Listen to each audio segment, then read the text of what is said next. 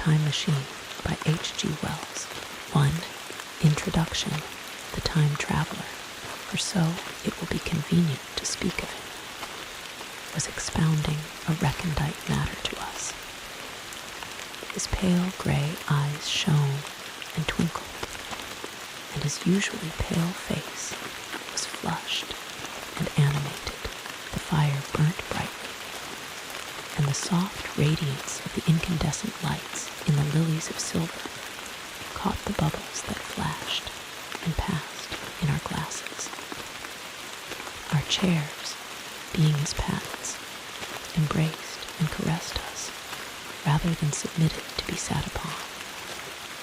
And there was that luxurious after-dinner atmosphere when thought runs gracefully free of the trammels of precision.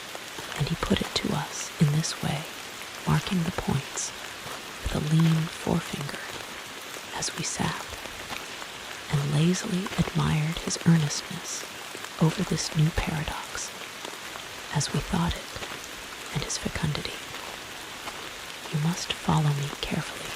I shall have to controvert one or two ideas that are almost universally accepted.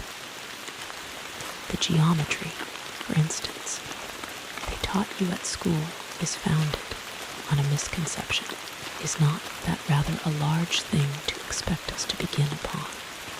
Said Philby, an argumentative person with red hair. I do not mean to ask you to accept anything without reasonable ground for it. You will soon admit as much as I need from you. You know, of course, that a mathematical line, a line of thickness nil, has no real existence. They taught you that. Neither has a mathematical plane. These things are mere abstractions. That is all right, said the psychologist. Nor, having only length, breadth, and thickness, can a cube have a real existence. There I object, said Philby. Of course, a solid body may exist. All real things, so most people think. But wait a moment. Can an instantaneous cube exist? Don't follow you, said Philby. Can a cube that does not last for any time at all have a real existence? Philby became pensive. Clearly, the time traveler proceeded. Any real body must have extension in 4 directions. It must have length, breadth, thickness, and duration. But through a natural infirmity of the flesh, which I will explain to you in a moment, we incline to overlook this fact. There are really 4 dimensions, 3 which we call the 3 planes of space, and a 4th, time. There is, however, a tendency to draw an unreal distinction between the former 3 dimensions and the latter, because it happens that our consciousness moves intermittently in one direction along the ladder, from the beginning to the end of our lives. That, said a very young man, making spasmodic efforts to relight his cigar over the lamp. That very clear indeed. Now, it is very remarkable that this is so extensively overlooked, continued the time traveler, with a slight accession of cheerfulness. Really, this is what is meant by the 4th dimension, though some people who talk about the 4th dimension do not know they mean it. It is only another way of looking at time. There is no difference between time and any of the 3 dimensions of space, except that our consciousness moves along it. But some foolish people have got hold of the wrong side of that idea. You have all heard what they have to say about this 4th dimension. I have not, said the provincial mayor. It is simply this. That space, as our mathematicians have it, is spoken of as having 3 dimensions, which one may call length, breadth, and is always definable by reference to three planes, each at right angles to the others, but some philosophical people have been asking why three dimensions particularly. Why not another direction at right angles to the other three? And have even tried to construct a four-dimensional geometry. Professor Simon Newcomb was expounding this to the New York Mathematical Society only a month or so ago. You know how on a flat surface, which has only two dimensions, we can represent a figure of a three-dimensional solid. And similarly, they think that by models of three dimensions, they could represent one of four if they could master the perspective of the thing. See, I think so, murmured the provincial mayor, and knitting his brows, he lapsed into an introspective state, his lips moving as one who repeats mystic words.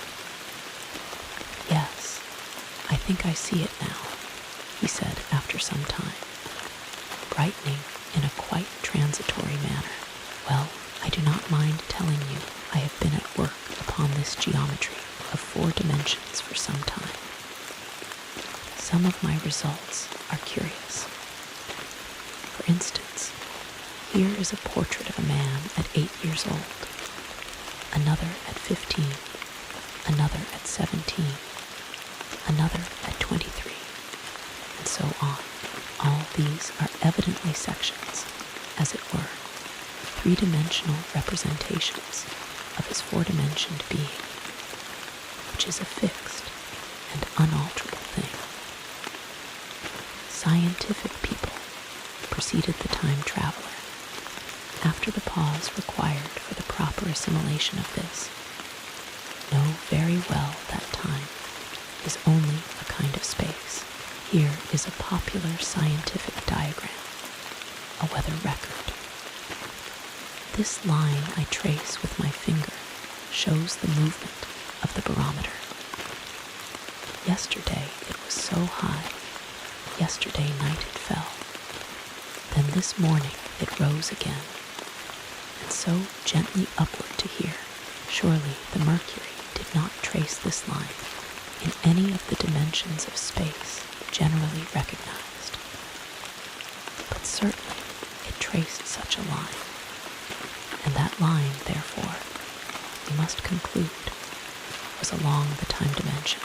But, said the medical man, staring hard at a coal in the fire, if time is really only a fourth dimension of space, why is it, and why has it always been, regarded as something different, and why cannot we move in time, as we move about in the other dimensions of space?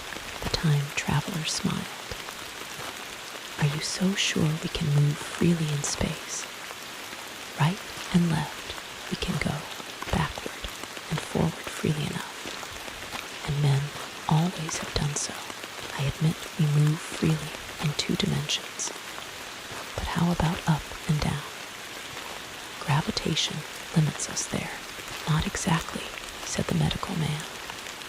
There are balloons, but before the balloons, save for spasmodic jumping and the inequalities of the surface, man had no freedom of vertical movement. Still, they could move a little up and down, said the medical man. Easier, far easier down than up, and you cannot move at all in time. You cannot get away from the present moment. My dear sir, that is just where you are wrong. That is just where the whole world has gone wrong. We are always getting away from the present moment. Our mental existences, which are immaterial and have no dimensions, are passing along the time dimension with a uniform velocity from the cradle to the grave, just as we should travel down if we began our existence 50 miles above the Earth's surface. But the great difficulty is this, interrupted the psychologist. You You can move about in all directions of space, but you cannot move about in time. That is the germ of my great discovery, but you are wrong to say that we cannot move about in time. For instance, if I am recalling an incident very vividly, I go back to the instant of its occurrence. I become absent-minded, as you say. I jump back for a moment. Of course, we have no means of staying back for any length of time, any more than a savage or an animal has of staying 6 feet above the ground. But a civilized man is better off than the savage in this respect. He can go up against gravitation in a balloon. And why should he not hope that ultimately he may be able to stop or accelerate his drift along the time dimension, or even turn about and travel the other way? "Oh, this," began Philby, "is all." "Why not?" said the time traveler. "It's against reason," said Philby. "What reason?" said the time traveler. "You can show black as white by argument," said Philby. "But you will never convince me." "Possibly not," said the time traveler. "But now you begin to see the object of my investigations into the geometry of 4 dimensions. Long ago, I had a vague inkling of a machine to travel through time," exclaimed the very young man, "that shall travel indifferently in any direction of space and time, as the driver determines." Philby contented himself with laughter. "But I have experimental verification," said the time traveler. "It would be remarkably convenient for the historian," the psychologist suggested.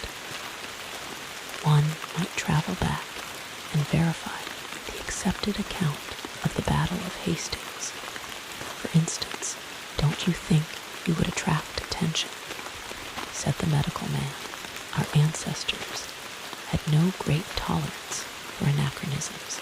One might get one's Greek from the very lips of Homer and Plato," the very young man thought. "In which case, they would certainly plow you for the little go. The German scholars have improved Greek so much." "Then there is the future," said the very young man. "Just think. One might invest all one's money, leave it to accumulate at interest, and hurry on ahead to discover a society," said I, "erected on a strictly communistic basis of all the wild, extravagant theories," began the psychologist. "Yes, so it seemed to me, and so I never talked of it until experimental verification," cried I. "You are going to verify that?" "The experiment," cried Philby, who was getting brain-weary. "Let's see your experiment anyhow," said the psychologist. "Though it's all humbug, you know." The time traveler smiled round at us. Then, still smiling faintly, and with his hands deep in his trousers pockets, he walked slowly out of the room, and we heard his slippers shuffling down the long passage to his laboratory. The psychologist looked at us. "I wonder what he's got. Some sleight-of-hand trick or other," said the medical man. And Philby tried to tell us about a conjurer he had seen at Burslem. But before he had finished his preface, the time traveler came back, and Philby's anecdote collapsed. Too, the machine, the thing the time traveler held in his hand, was a glittering metallic framework, scarcely larger than a small clock, and very delicately made. There was ivory in it, and some transparent crystalline substance. And now I must be explicit, for this that follows, unless his explanation is to be accepted, is an absolutely unaccountable thing. took one of the small octagonal tables that were scattered about the room and set it in front of the fire, with 2 legs on the hearthrug. On this table, he placed the mechanism. Then he drew up a chair and sat down. The only other object on the table was a small shaded lamp, the bright light of which fell upon the model. There were also perhaps a dozen candles about, 2 in brass candlesticks upon the mantel, and several in sconces, so that the room was brilliantly illuminated. I sat in a low armchair nearest the fire, and I drew this forward so as to be almost between the time traveler and the fireplace. Philby sat behind him, looking over his shoulder. The medical man and the provincial mayor watched him in profile from the right, the psychologist from the left. The very young man stood behind the psychologist. We were all on the alert. It appears incredible to me that any kind of trick, however subtly conceived and however adroitly done, could have been played upon us under these conditions.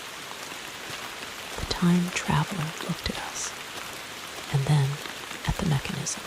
"Well," said the psychologist. "This little affair," said the time traveler, resting his elbows upon the table and pressing his hands together above the apparatus, "is only a model. It is my plan for a machine to travel through time. You will notice that it looks singularly askew, and that there is an odd twinkling appearance about this bar, as though it was in some way unreal." He pointed to the part with his finger. "Also, here is one little white lever, and here is another." The medical man got up out of his chair and peered into the thing. "It's beautifully made," he said. "It took 2 years to make," retorted the time traveler. Then, when we had all imitated the action of the medical man, he said, "Now, I want you clearly to understand that this lever, being pressed over, sends the machine gliding into the future, and this other reverses the motion. This saddle represents the seat of a time traveler. Presently, I am going to press the lever, and off the machine will go. It will vanish, pass into future time, and disappear. Have a good look at the thing.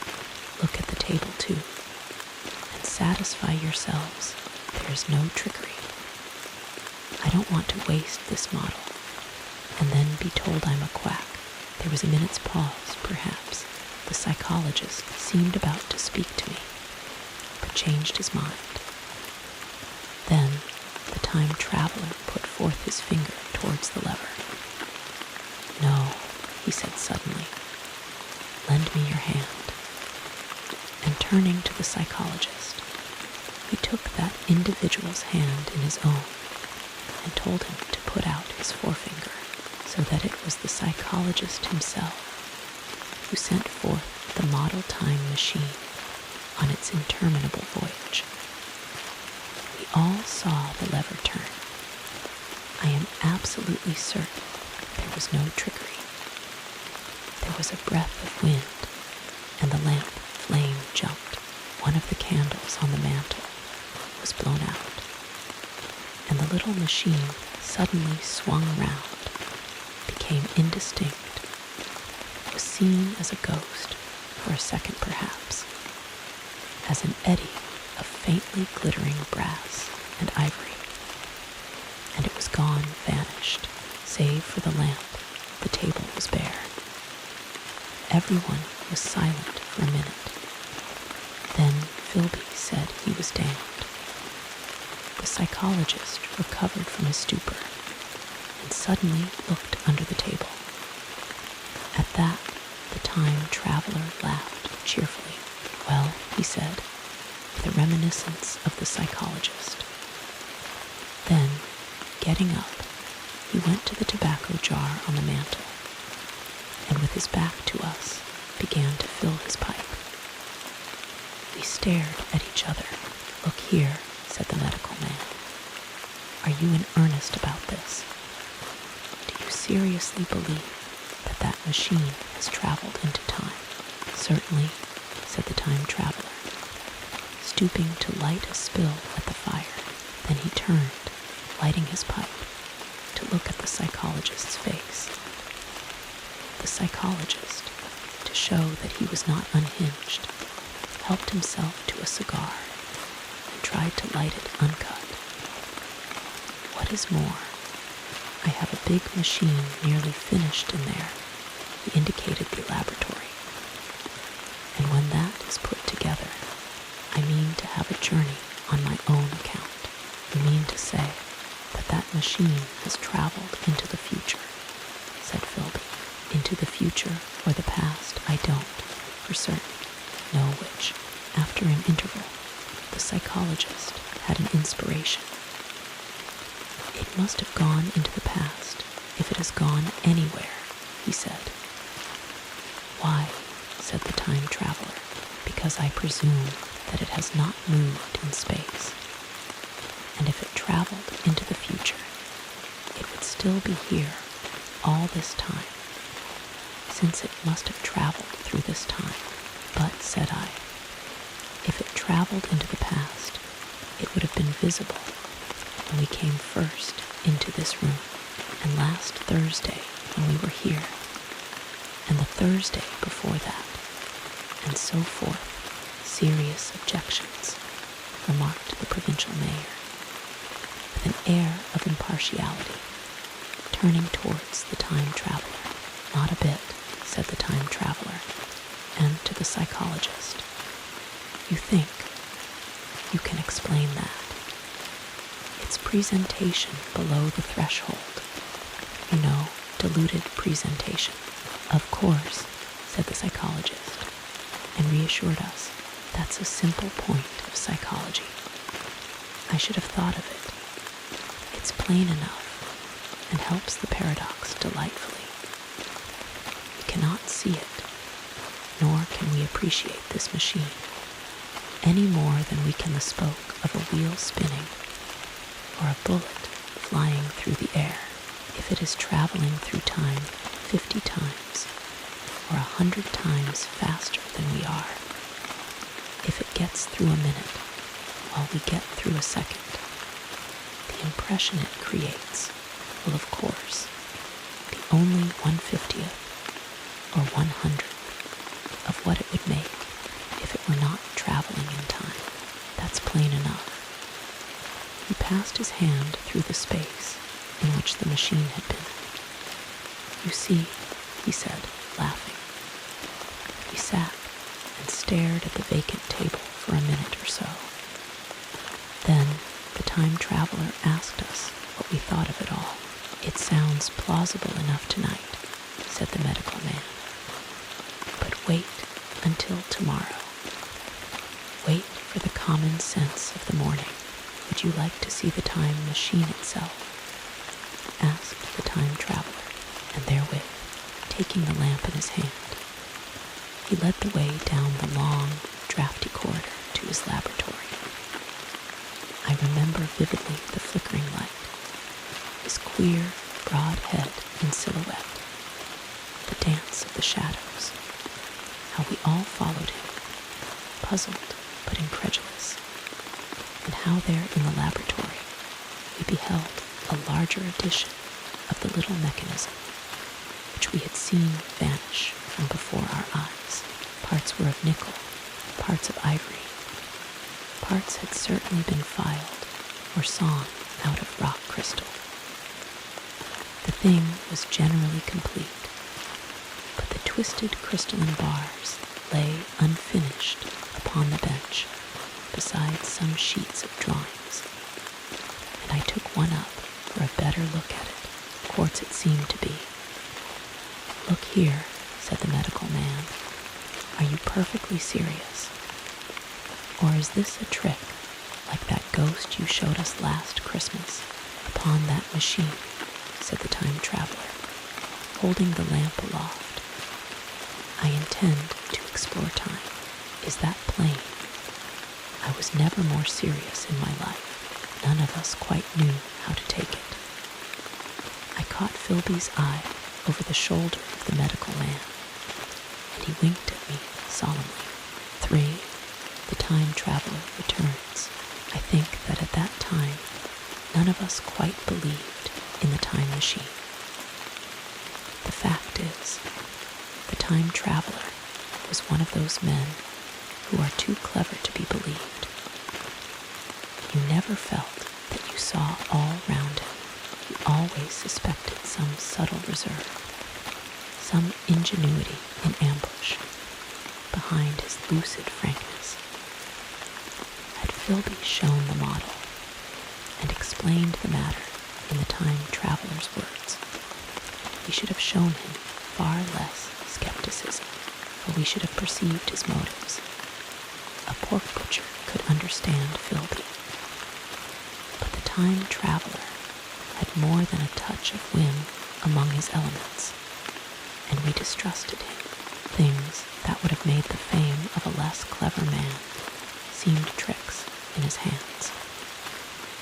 It is a mistake to do things too easily. The serious people who took him seriously never felt quite sure of his deportment. They were somehow aware that trusting their reputations for judgment with him was like furnishing a nursery with eggshell china. So I don't think any of us said very much about time traveling in the interval between that Thursday and the next, though its odd potentialities ran, no doubt, in most of our minds, its plausibility, that is, its practical incredibleness, the curious possibilities of anachronism, and of utter confusion it suggested.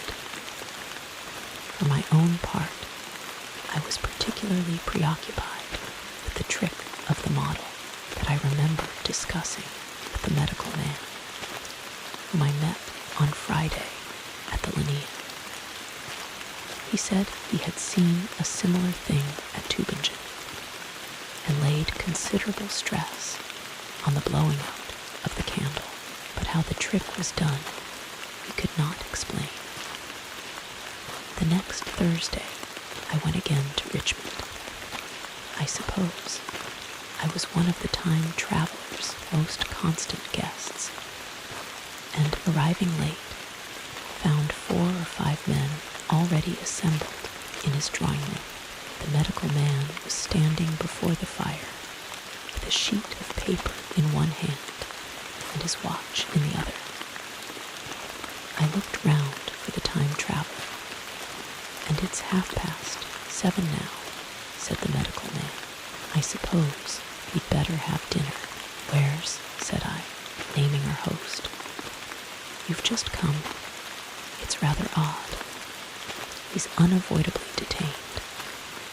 He asks me in this note to lead off with dinner at 7 if he's not back. Says he'll explain when he comes.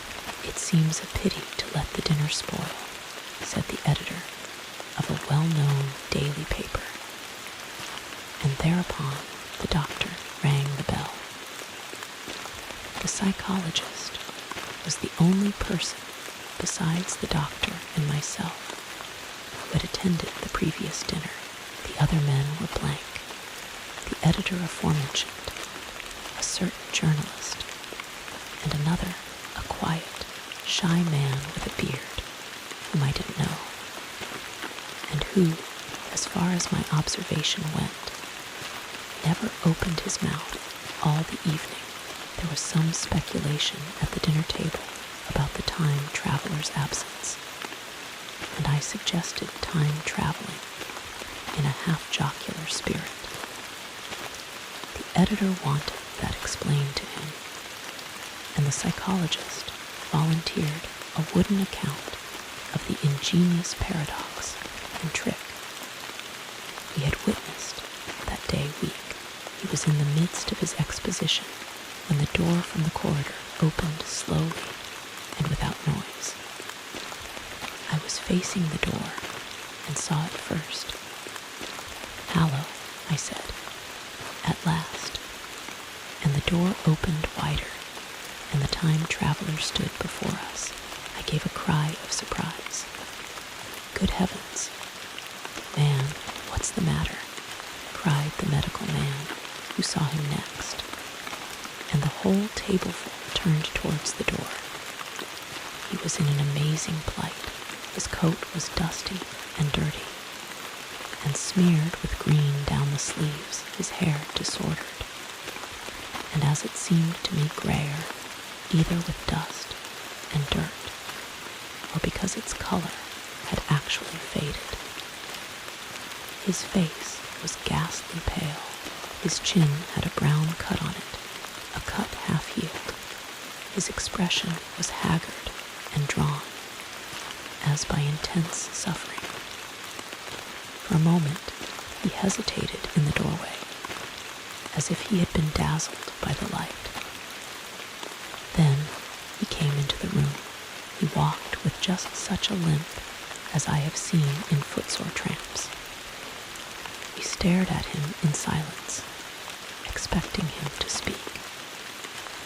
He said not a word, but came painfully to the table and made a motion towards the wine.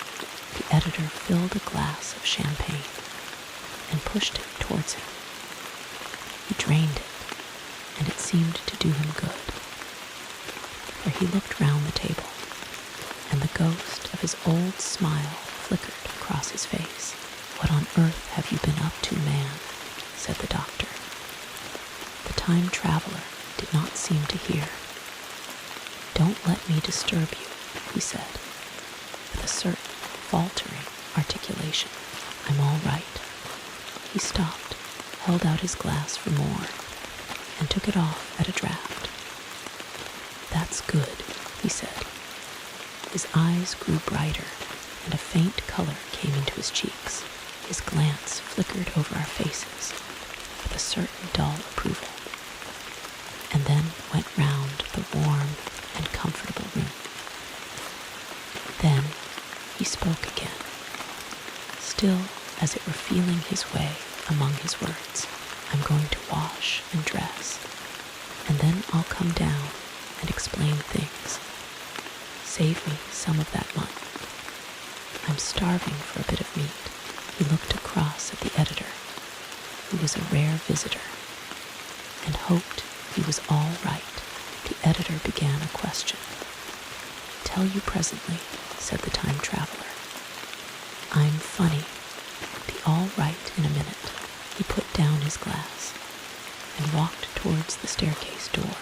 Again I remarked his lameness and the soft padding sound of his footfall.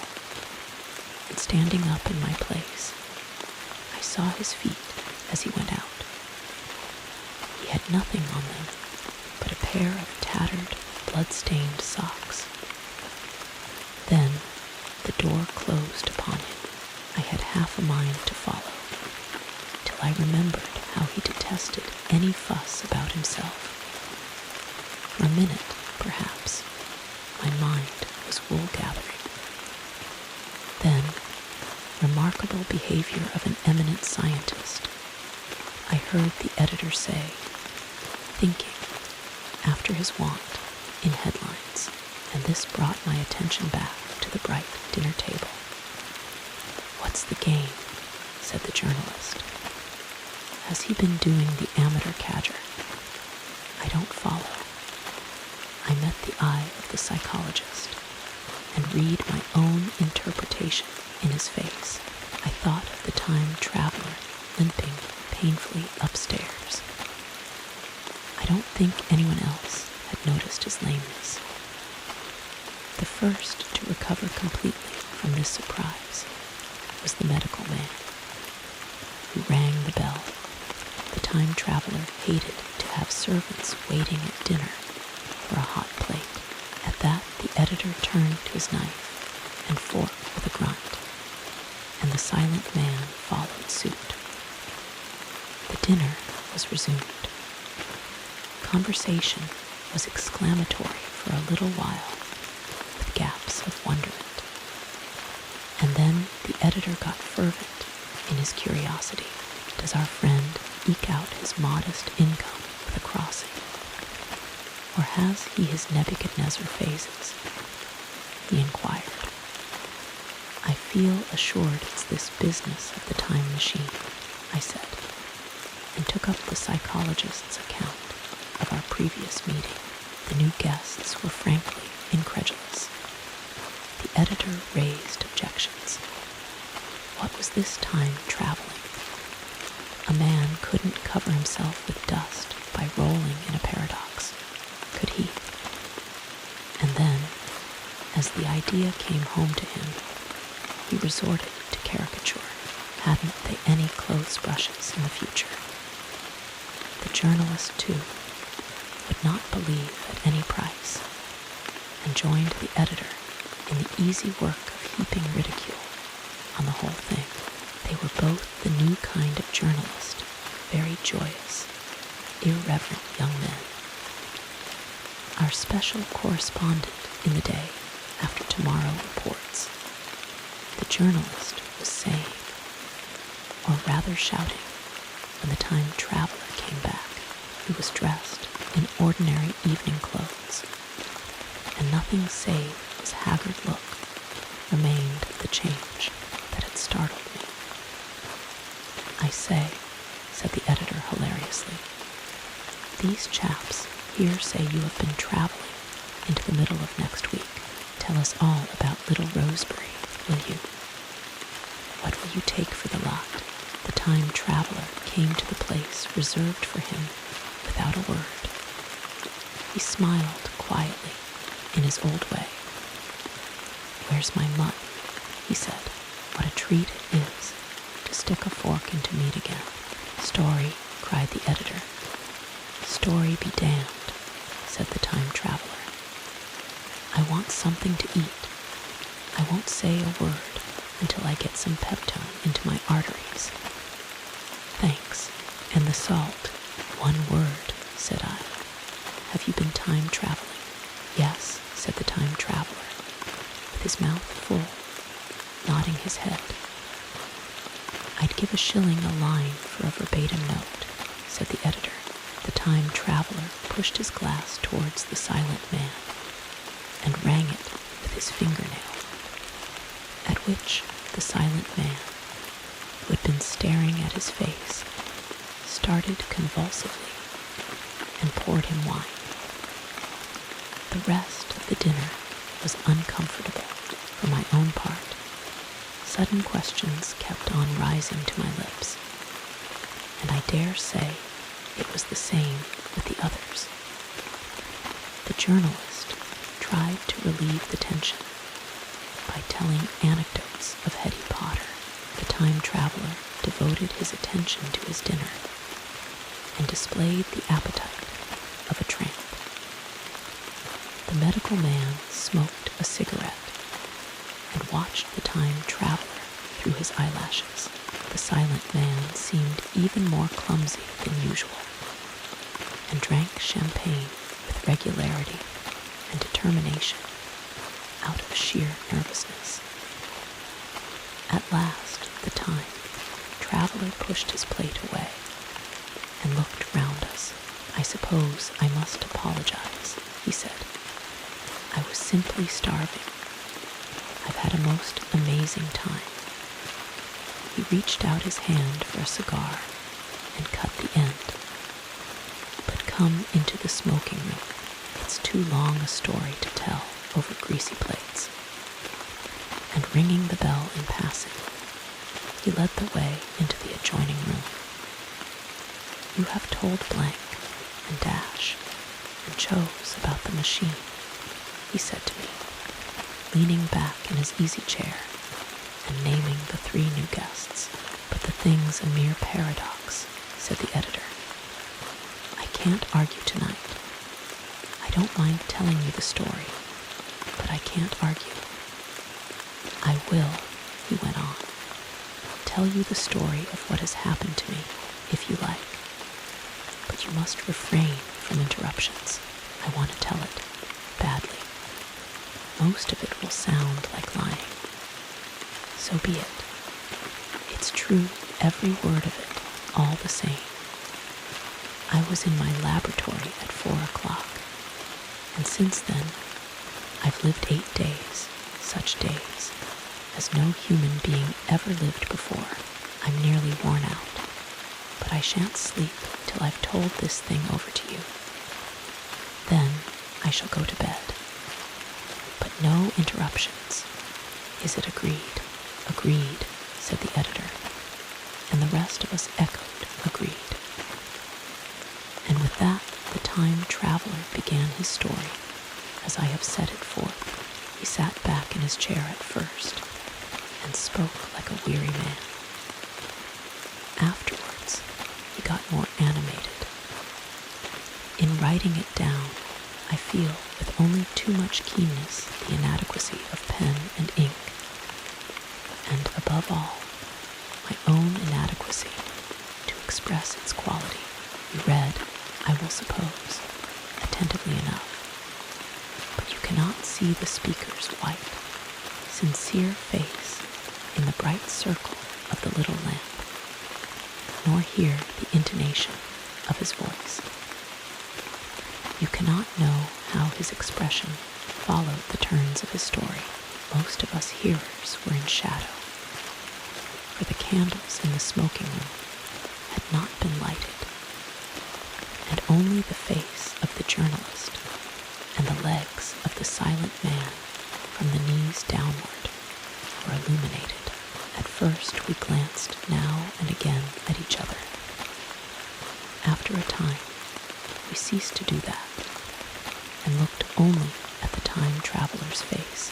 For, time traveling, I told some of you last Thursday of the principles of the time machine, and showed you the actual thing itself, incomplete, in the workshop.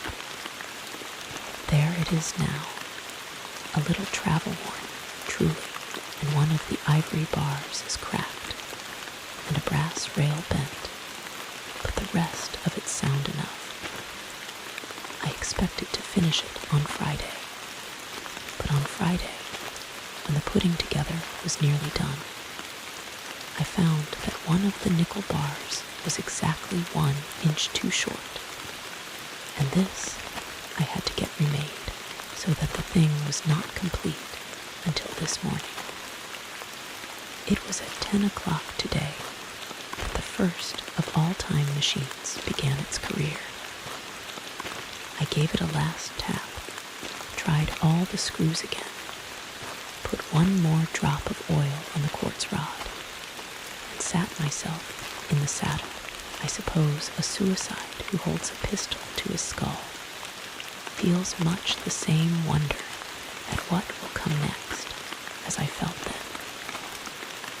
I took the starting lever in one hand and the stopping one in the other, pressed the first, and almost immediately the second. I seemed to reel. I felt a nightmare sensation of falling, and looking round, I saw the laboratory exactly as before. Had anything happened? For a moment, I suspected that my intellect had tricked me. Then I noted the clock, a moment before, as it seemed. It had stood at a minute or so past 10. Now it was nearly 3:30. I drew a breath, set my teeth, gripped the starting lever with both hands, and went off with a thud. The laboratory got hazy and went dark. Mrs. Watchett came in and walked, apparently without seeing me, towards the garden door. I suppose it took her a minute or so to traverse the place, but to me, she seemed to shoot across the room like a rocket. I pressed the lever over to its extreme position. The night came like the turning out of a lamp, and in another moment came tomorrow. The laboratory grew faint and hazy, then fainter and ever fainter, tomorrow night came black. Then day again, night again, day again, faster and faster still. An eddying murmur filled my ears, and a strange, dumb confusedness descended on my mind. I am afraid I cannot convey the peculiar sensations of time traveling. They are excessively unpleasant. There is a feeling exactly like that one has upon a switchback, of a helpless headlong motion. I felt the same horrible anticipation, too, of an imminent smash. As I put on pace, night followed day like the flapping of a black wing. The dim suggestion of the laboratory seemed presently to fall away from me, and I saw the sun hopping swiftly across the sky, leaping it every minute, and every minute marking a day. I supposed the laboratory had been destroyed, and I had come into the open air.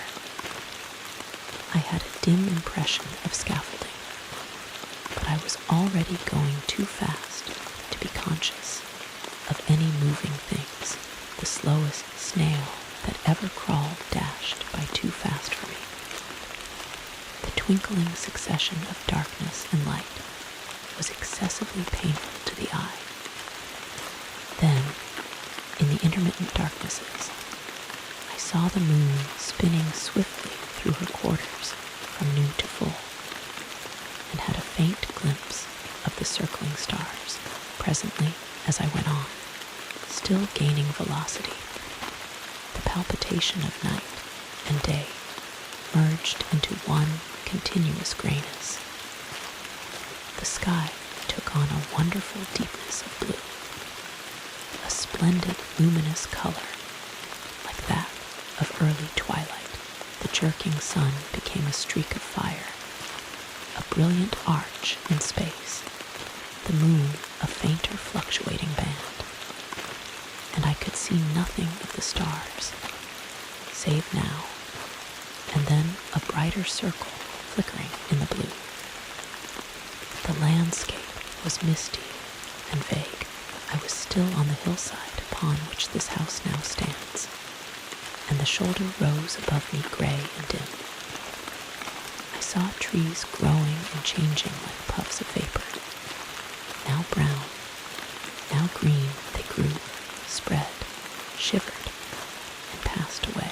I saw huge buildings rise up faint and fair, and pass like dreams. The whole surface of the earth seemed changed, melting, and flowing under my eyes. The little hands upon the dials that registered my speed raced round faster and faster. Presently I noted that the sun belt swayed up and down, from solstice to solstice, in a minute or less, and that consequently my pace was over a year a minute. And minute by minute, the white snow flashed across the world and vanished, and was followed by the bright, brief green of spring. The unpleasant sensations of the start were less poignant now. They merged at last into a kind of hysterical exhilaration. I remarked, indeed, a clumsy swaying of the machine, for which I was unable to account, but my mind was too confused to attend to it. So, with a kind of madness growing upon me, I flung myself into futurity. At first I scarce thought of stopping, scarce thought of anything but these new sensations, but presently a fresh series of impressions grew up in my mind, a certain curiosity, and therewith a certain dread, until at last they took complete possession of me. What strange developments of humanity, what wonderful advances upon our rudimentary civilization, I thought, might not appear when I came to look nearly into the dim, elusive world that raced and fluctuated before my eyes. I saw great and splendid architecture rising about me, more massive than any buildings of our own time, and yet, as it seemed, built of glimmer and mist. I saw a richer green flow up the hillside and remain there without any wintry intermission, even through the veil of my confusion. The earth seemed very fair. And so my mind came round to the business of stopping. The peculiar risk lay in the possibility of my finding some substance in the space which I, or the machine, occupied so long as I traveled at a high velocity through time. This scarcely mattered. I was, so to speak, attenuated, was slipping like a vapor through the interstices of intervening substances, but to come to a stop involved the jamming of myself, molecule by molecule, into whatever lay in my way, meant bringing my atoms into such intimate contact with those of the obstacle that a profound chemical reaction, possibly a far-reaching explosion, would result, and blow myself and my apparatus out of all possible dimensions into the unknown. This possibility had occurred to me again and again while I was making the machine. But then I had cheerfully accepted it as an unavoidable risk. One of the risks a man has got to take. Now the risk was inevitable. I no longer saw it in the same cheerful light. The fact is that, insensibly, the absolute strangeness of everything, the sickly jarring and swaying of the machine, above all, the feeling of prolonged falling, had absolutely upset my nerves. I told myself that I could never stop, and with a gust of petulance, I resolved to stop forthwith. Like an impatient fool, I lugged over the lever, and incontinently the thing went reeling over, and I was flung headlong through the air. There was the sound of a clap of thunder in my ears.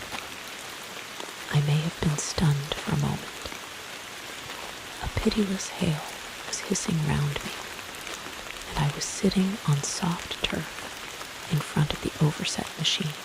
Everything still seemed gray, but presently I remarked that the confusion in my ears was gone.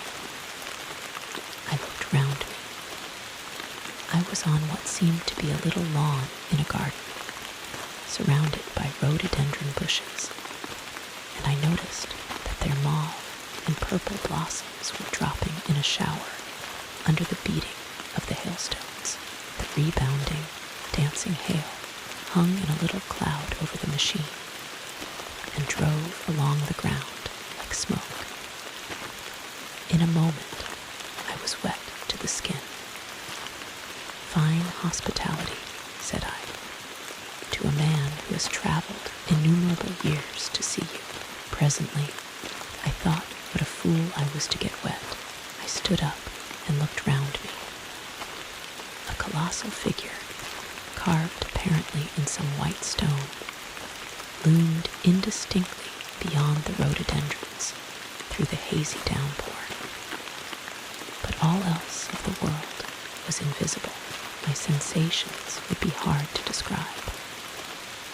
As the columns of hail grew thinner, I saw the white figure more distinctly.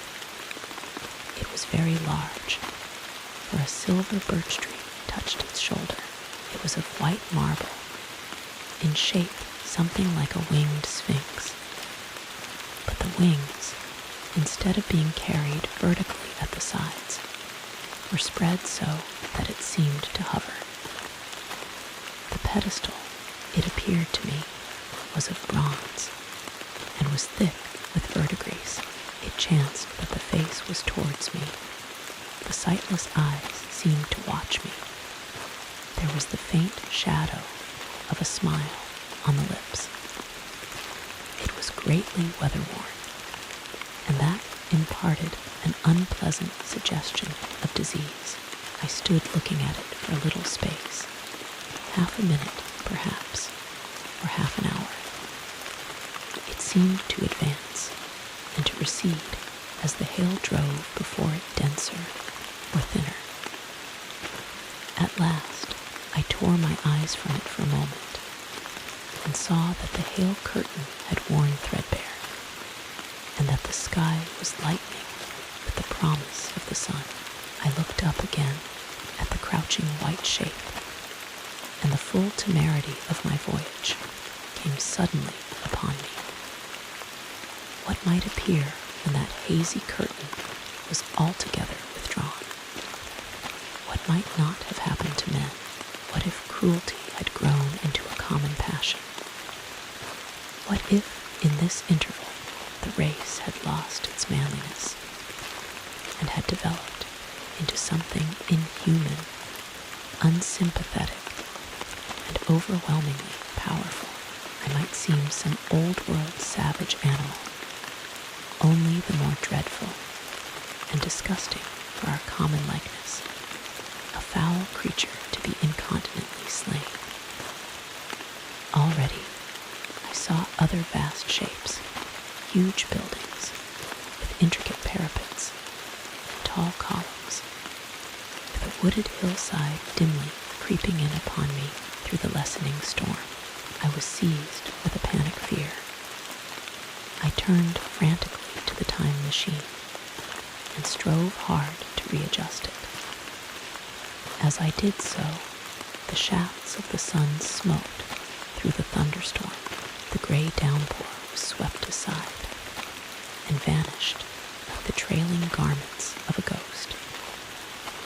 Above me, in the intense blue of the summer sky, some faint brown shreds of cloud whirled into nothingness.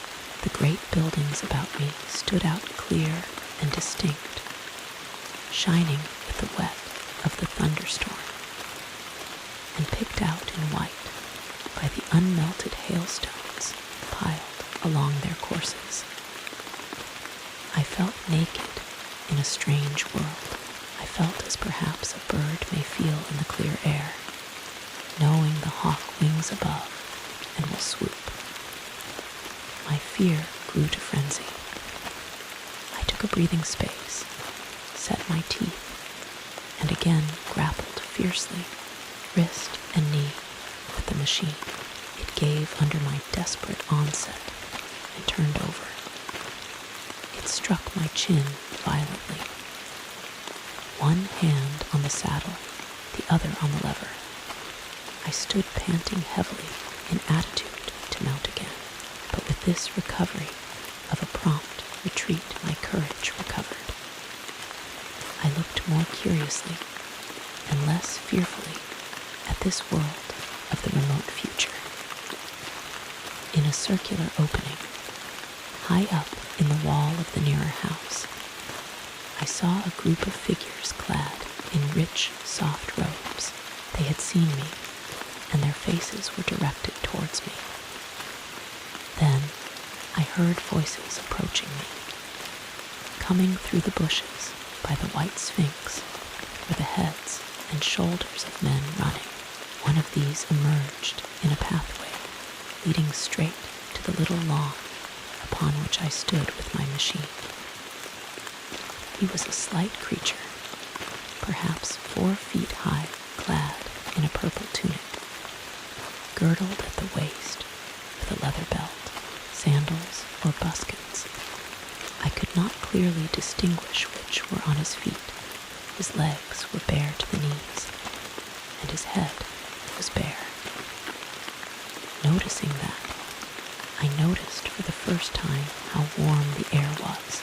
He struck me as being a very beautiful and graceful creature, but indescribably frail.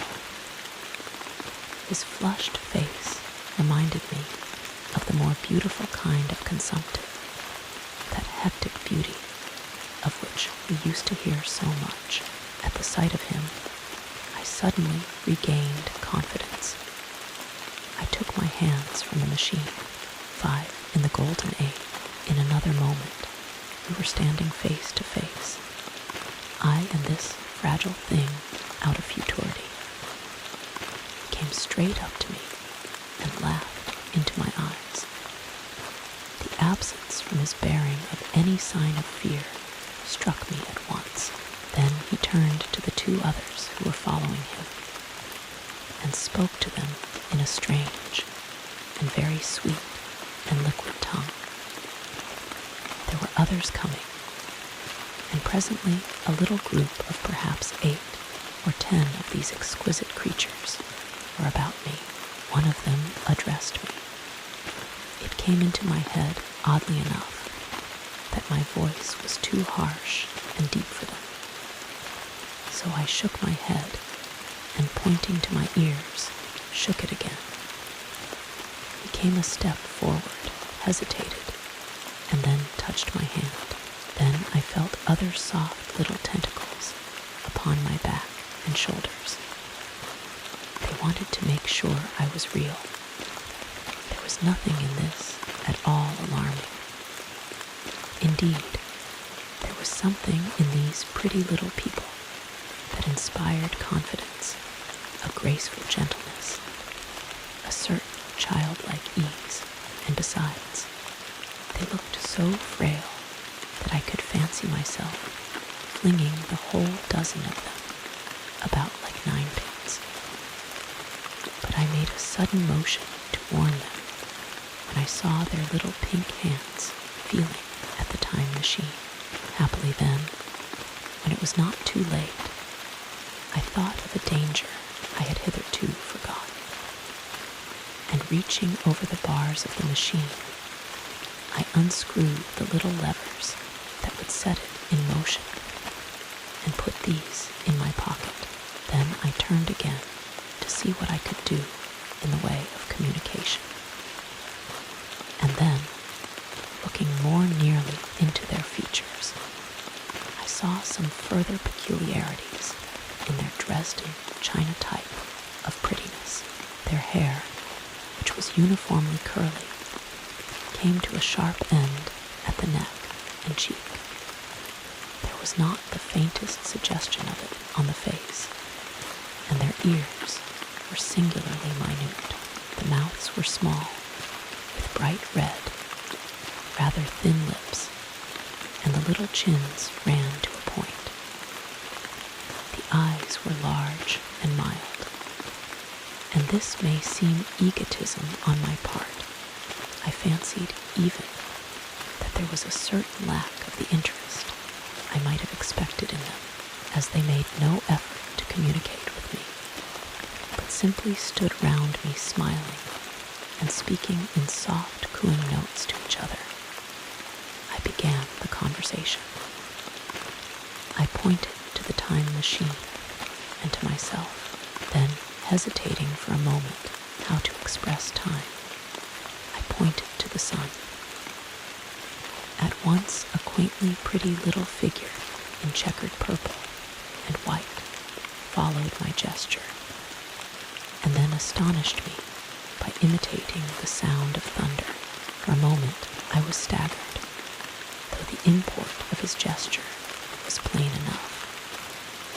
The question had come into my mind abruptly. Were these creatures fools? You may hardly understand how it took me.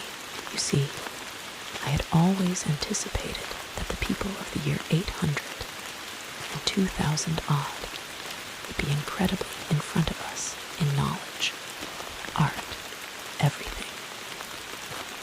Then one of them suddenly asked me a question that showed him to be on the intellectual level of one of our 5-year-old children asked me, in fact, if I had come from the sun in a thunderstorm, it let loose the judgment I had suspended upon their clothes, their frail, light limbs, and fragile features.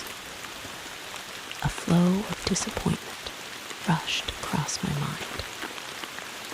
For a moment, I felt that I had built the time machine in vain. I nodded, pointed to the sun, and gave them such a vivid rendering of a thunderclap as startled them. They all withdrew a pace or so and bowed.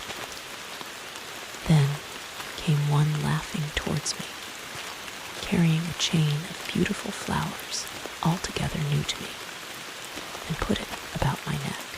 The idea was received with melodious applause, and presently they were all running to and fro for flowers, and laughingly flinging them upon me, until I was almost smothered with blossom.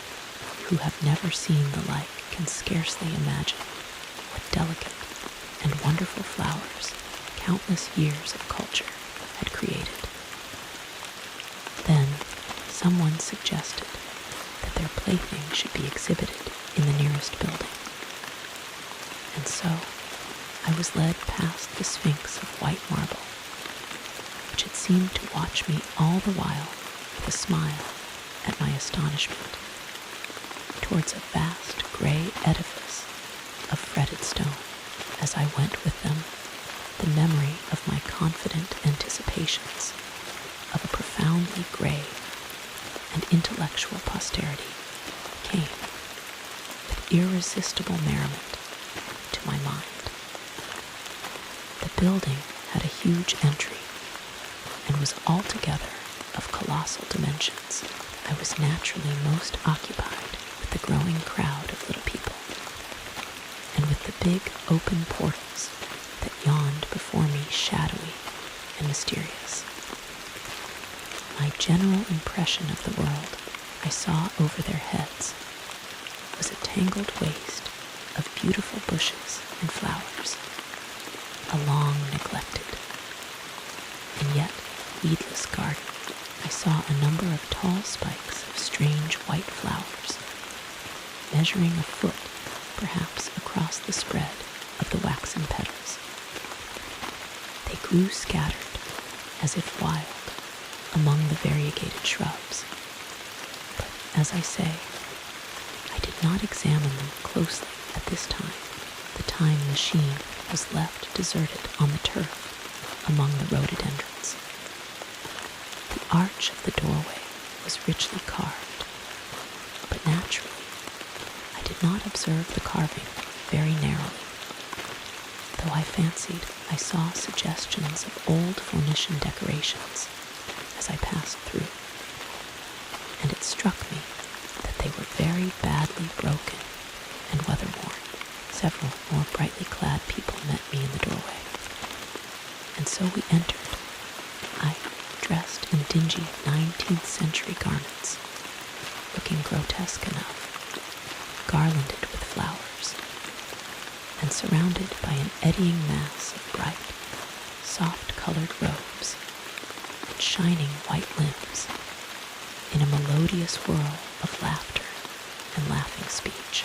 The big doorway opened into a proportionately great hall hung with brown. The roof was in shadow, and the windows, partially glazed with colored glass and partially unglazed, admitted a tempered light. The floor was made up of huge blocks of some very hard white metal, not plates nor slabs, blocks, and it was so much worn, as I judged by the going to and fro of past generations, as to be deeply channeled along the more frequented ways.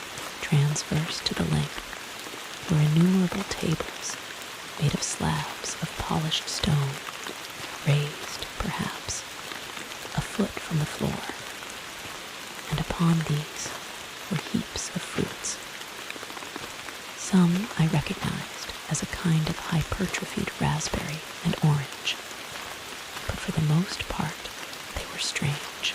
Between the tables was scattered a great number of cushions. Upon these my conductors seated themselves, signing for me to do likewise. With a pretty absence of ceremony, they they began to eat the fruit with their hands, flinging peel and stalks, and so forth into the round openings in the sides of the tables. I was not loath to follow their example, for I felt thirsty and hungry. As I did so, I surveyed the hall at my leisure, and perhaps the thing that struck me most was its dilapidated look. The stained glass windows, which displayed only a geometrical pattern, were broken in many places, and the curtains that hung across the lower end were thick with dust, and it caught my eye that the corner of the marble table near me was fractured. Nevertheless, the general effect was extremely rich and picturesque. There were, perhaps, a couple of hundred people dining in the hall, and most of them, seated as near to me as they could come, were watching me with interest, their little eyes shining over the fruit they were eating. All were clad in the same soft and yet strong, silky material. Fruit, by the by, was all their diet. These people of the remote future were strict vegetarians, and while I was with them, in spite of some carnal cravings, I had to be frugivorous also. Indeed, I found afterwards that horses, cattle, sheep, dogs had followed the ichthyosaurus into extinction. But the fruits were very delightful. One, in particular, that seemed to be in season all the time I was there, a flowery thing in a three-sided husk, was especially good, and I made it my staple. At first, I was puzzled by all these strange fruits, and by the strange flowers I saw. But later, I began to perceive their import. However, I am telling you of my fruit dinner in the distant future now, so soon as my appetite was a little checked. I determined to make a resolute attempt to learn the speech of these new men of mine. Clearly, that was the next thing to do. The fruits seemed a convenient thing to begin upon, and holding one of these up, I began a series of interrogative sounds and gestures. I had some considerable difficulty in conveying my meaning. At first, my efforts met with a stare of surprise or inextinguishable laughter. But presently, a fair-haired little creature seemed to grasp my intention and repeated a name. They had to chatter and explain the business at great length to each other, and my first attempts to make the exquisite little sounds of their language caused an immense amount of genuine, if uncivil, amusement. However, I felt like a schoolmaster amidst children, and persisted. And presently, I had a score of noun substantives, at least, at my command, and then I got to demonstrative pronouns, and even the verb to eat.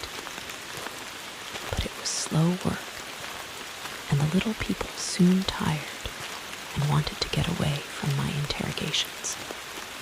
So I determined, rather of necessity, to let them give their lessons in little doses when they felt inclined, and very little doses I found they were before long.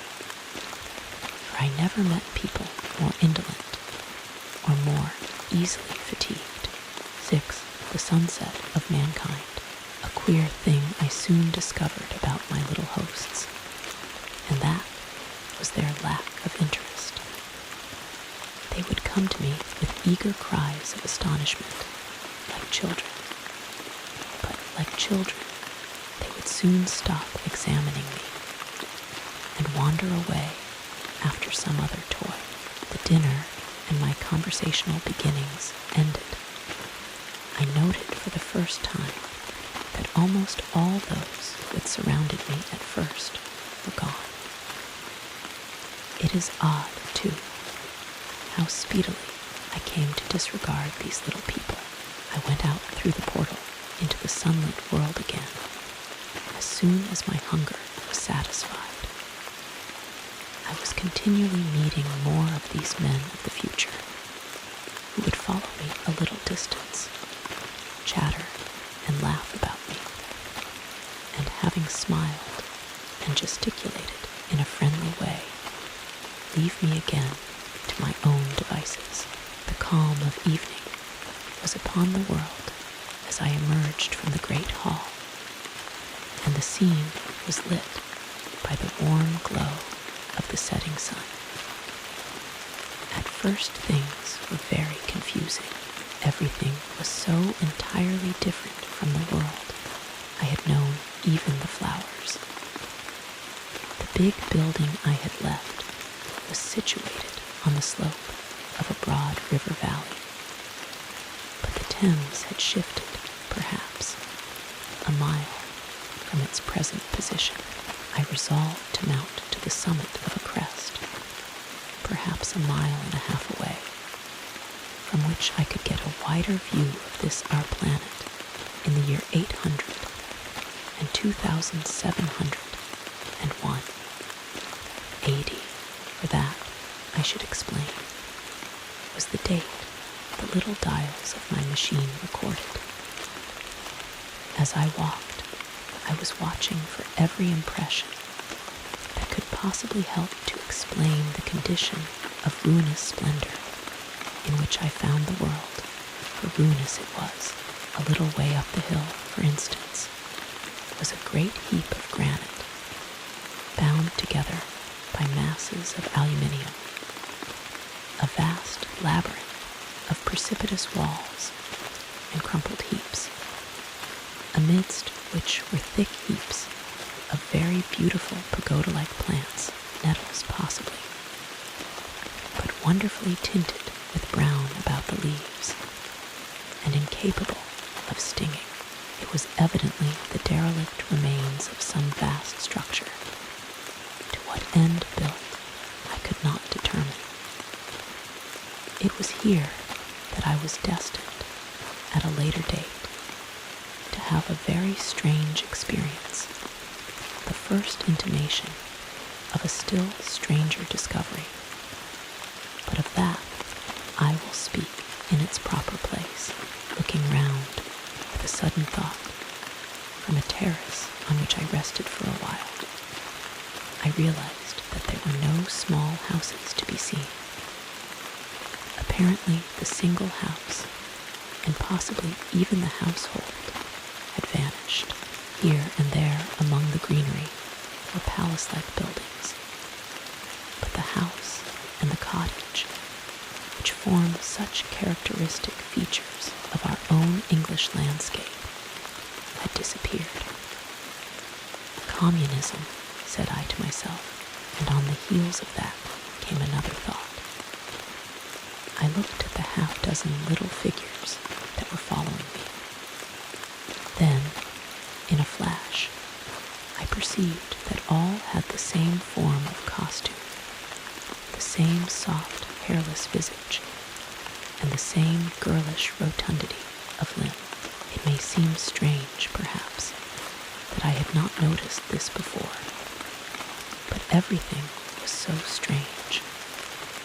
Now, I saw the fact plainly enough. In costume, and in all the differences of texture and bearing that now mark off the sexes from each other, these people of the future were alike, and the children seemed to my eyes to be but the miniatures of their parents. I judged then that the children of that time were extremely precocious, physically at least, and I found afterwards abundant verification of my opinion, seeing the ease and security in which these people were living. I felt that this close resemblance of the sexes was after all what one would expect. For the strength of a man the softness of a woman, the institution of the family, and the differentiation of occupations are mere militant necessities of an age of physical force where population is balanced and abundant. Much childbearing becomes an evil rather than a blessing to the state. Where violence comes, but rarely an offspring are secure, there is less necessity. Indeed, there is no necessity for an efficient family, and the specialization of the sexes with reference to their children's needs disappears. We see some beginnings of this even in our own time, and in this future age it was complete. This, I must remind you, was my speculation at the time. Later, I was to appreciate how far it fell short of the reality. While I was musing upon these things, my attention was attracted by a pretty little structure, like a well under a cupola. I thought in a transitory way of the oddness of wells still existing, and then resumed the thread of my speculations. There were no large buildings towards the top of the hill, and as my walking powers were evidently miraculous, I was presently left alone for the first time. With a strange sense of freedom and adventure, I pushed on up to the crest. There I found a seat of some yellow metal that I did not recognize, corroded in places with a kind of pinkish rust, and half smothered in soft moss. The armrests cast, and filed into the resemblance of griffins' heads. I sat down on it, and I surveyed the broad view of our old world under the sunset of that long day. It was as sweet and fair a view as I have ever seen. The sun had already gone below the horizon, and the west was flaming gold, touched with some horizontal bars of purple and crimson. Below was the valley of the Thames, in which the river lay like a band of burnished steel. I have already spoken of the great palaces dotted about among the variegated greenery, some in ruins, and some still occupied. Here and there rose a white or silvery figure in the waste garden of the earth. Here and there came the sharp vertical line of some cupola or obelisk. There were no hedges, no signs of proprietary rights, no evidences of agriculture. The whole earth had become a garden. So watching, I began to put my interpretation upon the things I had seen, and as it shaped itself to me that evening, my interpretation was something in this way. Afterwards I found I had got only a half-truth, or only a glimpse of one facet of the truth. It seemed to me that I had happened upon humanity upon the wane. The ruddy sunset set me thinking of the sunset of mankind. For the first time, I began to realize an odd consequence of the social effort in which we are at present engaged. And yet, come to think, it is a logical consequence enough.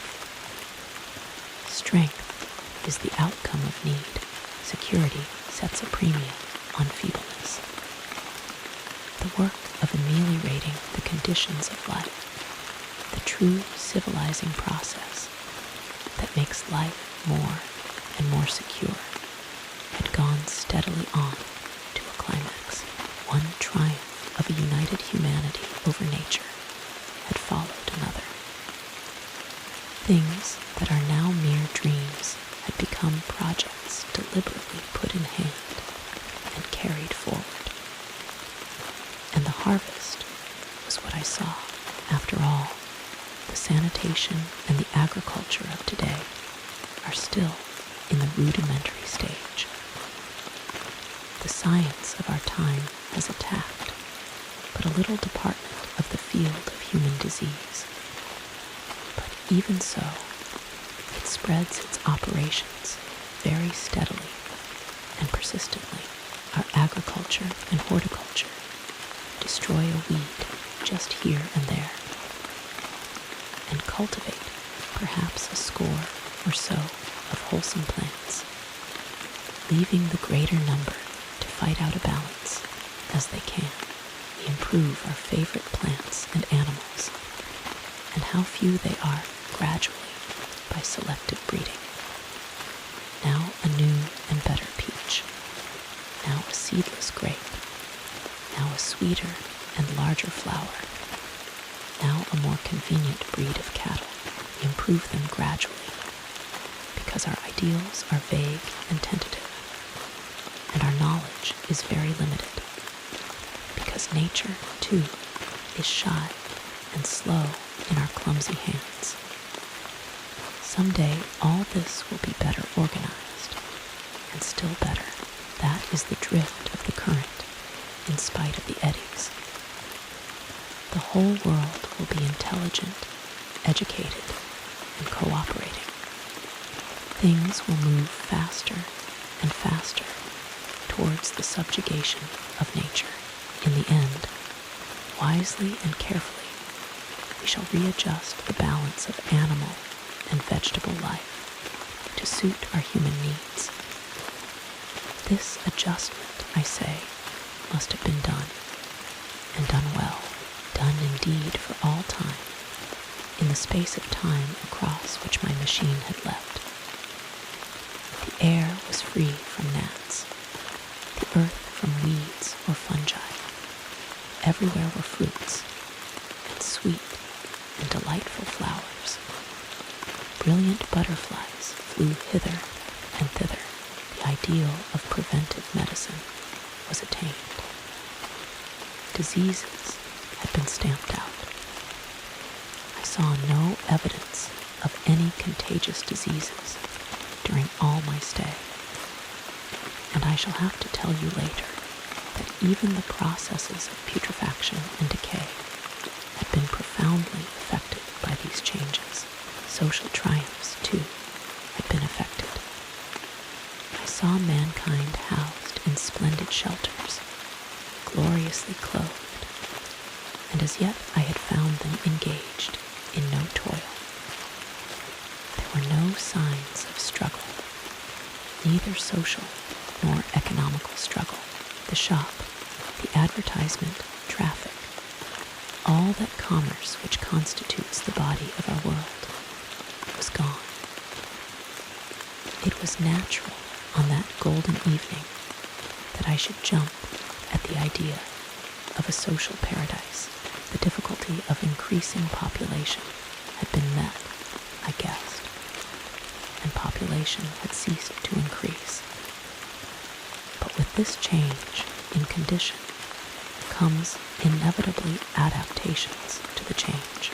What, unless biological science is a mass of errors, is the cause of human intelligence and vigor, hardship and freedom, conditions under which the active, strong, and subtle survive, and the weaker go to the wall, conditions that put a premium upon the loyal alliance of capable men, upon self-restraint, patience, and decision, and the institution of the family, and the emotions that arise therein, the fierce jealousy, the tenderness for offspring, parental self-devotion, all found their justification and support in the imminent dangers of the young. Now, where are these imminent dangers?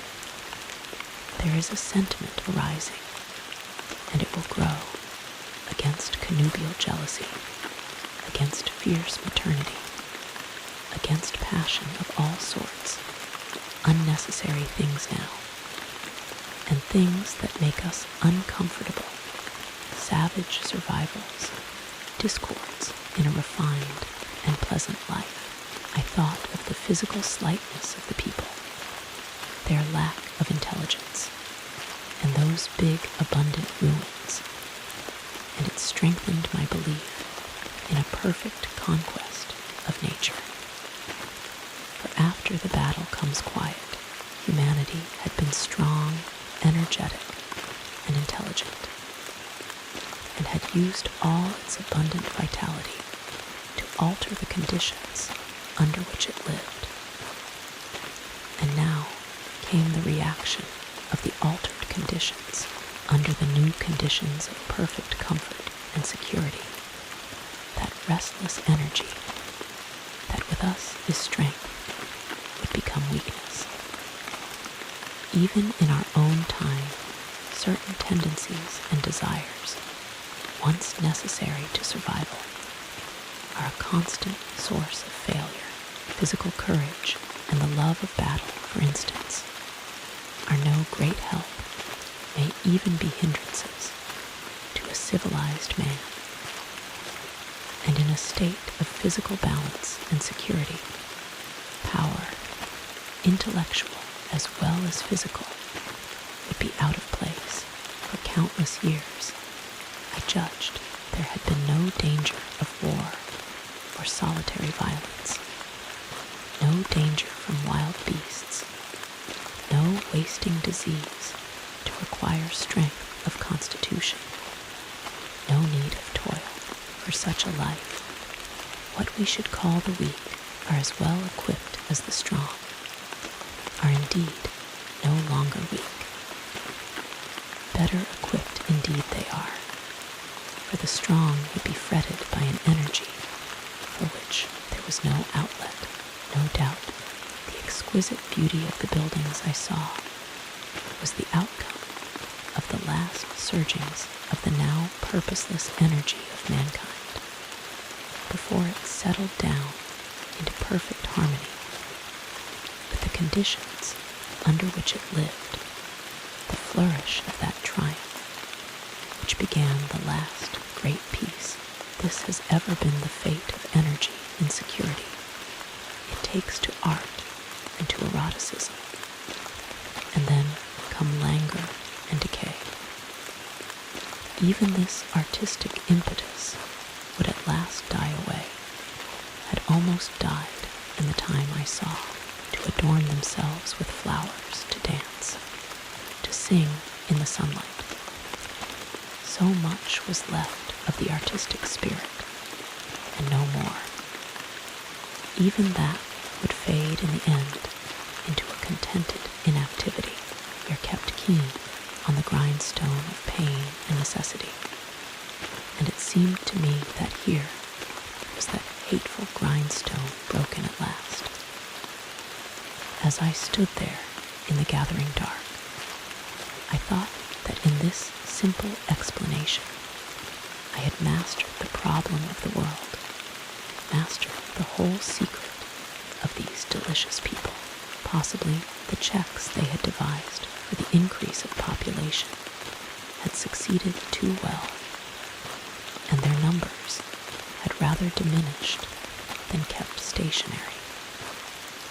That would account for the abandoned ruins. Very simple was my explanation, and plausible enough, as most wrong theories are. 7. A sudden shock, as I stood there musing over this too perfect triumph of man. The full moon, yellow and gibbous, came up out of an overflow of silver light in the northeast. The bright little figures ceased to move about below. A noiseless owl flitted by, and I shivered with the chill of the night. I determined to descend and find where I could sleep. I looked for the building I knew. Then my eye traveled along to the figure of the white sphinx upon the pedestal of bronze, growing distinct as the light of the rising moon grew brighter. I could see the silver birch against it.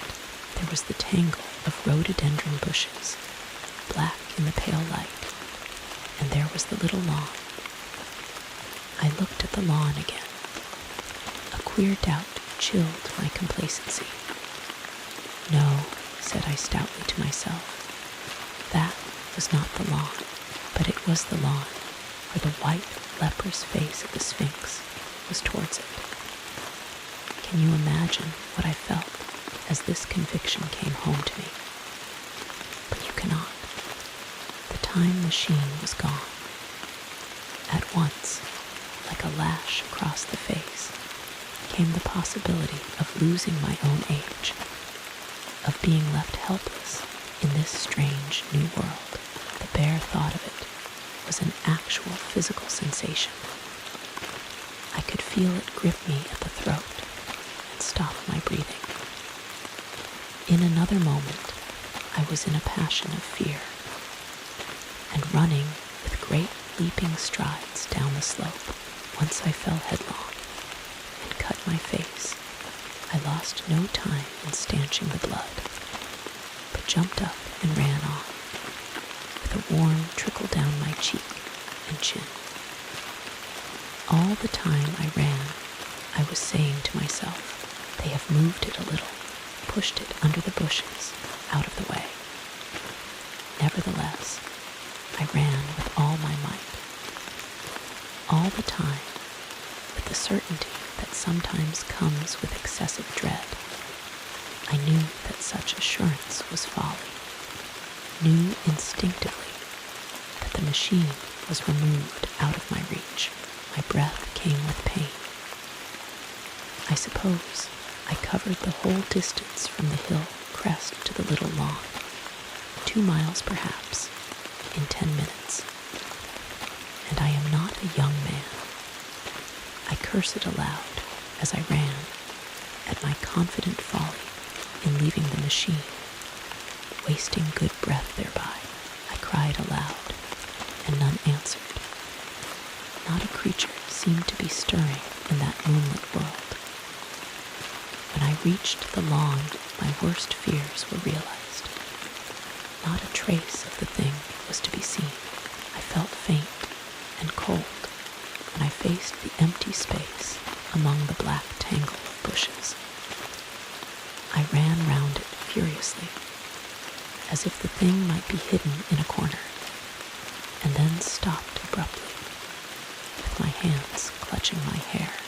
Above me towered the Sphinx, upon the bronze pedestal, white, shining, leprous, in the light of the rising moon. It seemed to smile in mockery of my dismay.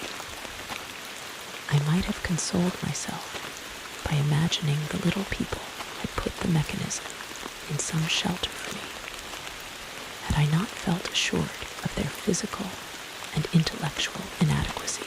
That is what dismayed me.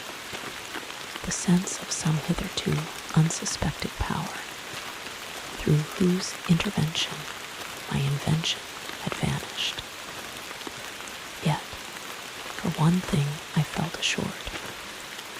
Unless some other age had produced its exact duplicate, the machine could not have moved in time.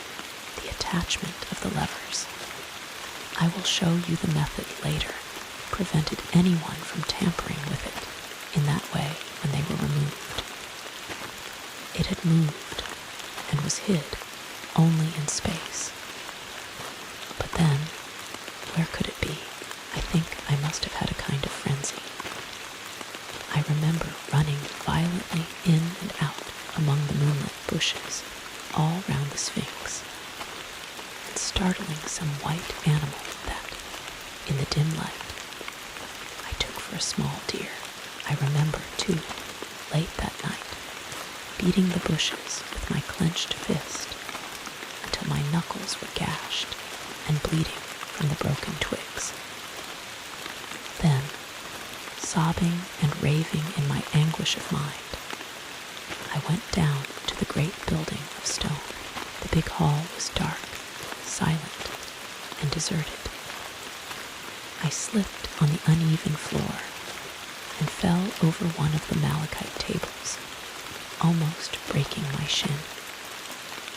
I lit a match and went on past the dusty curtains, of which I have told you.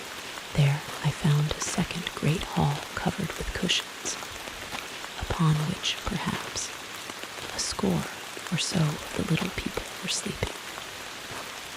I have no doubt they found my second appearance strange enough, coming suddenly out of the quiet darkness with inarticulate noises and the splutter and flare of a match, for they had forgotten about matches. "Where is my time machine?" I began, bawling like an angry child, laying hands upon them and shaking them up together. It must have been very queer to them. Some laughed. Most of them looked sorely frightened when I saw them standing round me. It came into my head that I was doing as foolish a thing as it was possible for me to do under the circumstances, in trying to revive the sensation of fear, for, reasoning from their daylight behavior, I thought that fear must be forgotten. Abruptly, I dashed down the match, and knocking one of the people over in my course, went blundering across the big dining hall again. Out under the moonlight, I heard cries of terror, and their little feet running and stumbling this way and that.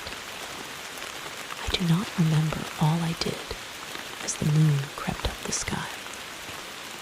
I suppose it was the unexpected nature of my loss that maddened me. I felt hopelessly cut off from my own kind, a strange animal in an unknown world. I must have raved to and fro, screaming and crying upon God and fate. I have a memory of horrible fatigue as the long night of despair wore away, of looking in this impossible place and that, of groping among moonlit ruins and touching strange creatures in the black shadows. At last, of lying on the ground near the Sphinx and weeping with absolute wretchedness, even anger at the folly of leaving the machine having leaked away with my strength. I had nothing left but misery. Then I slept, and when I woke again, it was full day, and a couple of sparrows were hopping round me on the turf within reach of my arm. I sat up in the freshness of the morning, trying to remember how I had got there, and why I had such a profound sense of desertion and despair. Then things came clear in my mind with the plain, reasonable daylight. I could look my circumstances fairly in the face. I saw the wild folly of my frenzy overnight, and I could reason with myself. Suppose the worst, I said. Suppose the machine altogether lost, perhaps destroyed. It behoves me to be calm and patient, to learn the way of the people, to get a clear idea of the method of my loss, and the means of getting materials and tools, so that in the end, perhaps, I may make another. That would be my only hope, a poor hope, perhaps, but better than despair. And after all, it was a beautiful and curious world. But probably the machine had only been taken away. Still, I must be calm and patient, find its hiding place, and recover it by force or cunning. And with that, I scrambled to my feet and looked about me, wondering where I could bathe. I felt weary, stiff, and travel-soiled. The freshness of the morning made me desire an equal freshness. I had exhausted my emotion. Indeed, as I went about my business, I found myself wondering at my intense excitement overnight. I made a careful examination of the ground about the little lawn. I wasted some time in futile questionings, conveyed, as well as I was able, to such of the little people as came by. They all failed to understand my gestures. Some were simply stolid. Some thought it was a jest and laughed at me. I had the hardest task in the world to keep my hands off their pretty laughing faces. It was a foolish impulse, but the devil begotten of fear and blind anger was ill-curbed and still eager to take advantage of my perplexity. The turf gave better counsel. I found a groove ripped in it, about midway between the pedestal of the Sphinx and the marks of my feet, where, on arrival, I had struggled with the overturned machine. There were other signs of removal about, with queer, narrow footprints like those I could imagine made by a sloth. This directed my closer attention to the pedestal. It was, as I think I have said, of bronze. It was not a mere block, but highly decorated with deep framed panels on either side. I went and rapped at these. The pedestal was hollow. Examining the panels with care, I found them discontinuous with the frames. There were no handles or keyholes, but possibly the panels, if they were doors, as I supposed, opened from within. One thing was clear enough to my mind. It took no very great mental effort to infer that my time machine was inside that pedestal, but how it got there was a different problem. I saw the heads of two orange-clad people coming through the bushes and under some blossom-covered apple trees towards me. I turned smiling to them and beckoned them to me. They came, and then, pointing to the bronze pedestal, I tried to intimate my wish to open it. But at my first gesture towards this, they behaved very oddly. I don't know how to convey their expression to you. Suppose you were to use a grossly improper gesture to a delicate-minded woman. It is how she would look. They went off as if they had received the last possible insult. I tried a sweet-looking little chap in white next, with exactly the same result. Somehow, his manner made me feel ashamed of myself. But, as you know, I wanted the time machine, and I tried him once more. As he turned off, like the others, my temper got the better of me. In 3 strides I was after him, had him by the loose part of his robe round the neck, and began dragging him towards the Sphinx. Then I saw the horror and repugnance of his face, and all of a sudden I let him go. But I was not beaten yet. I banged with my fist at the bronze panels.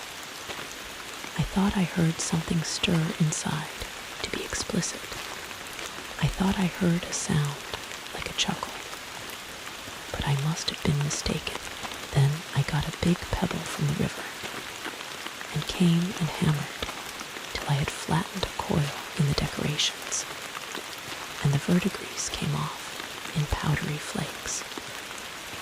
The delicate little people must have heard me hammering in gusty outbreaks a mile away on either hand, but nothing came of it. I saw a crowd of them upon the slopes, looking furtively at me.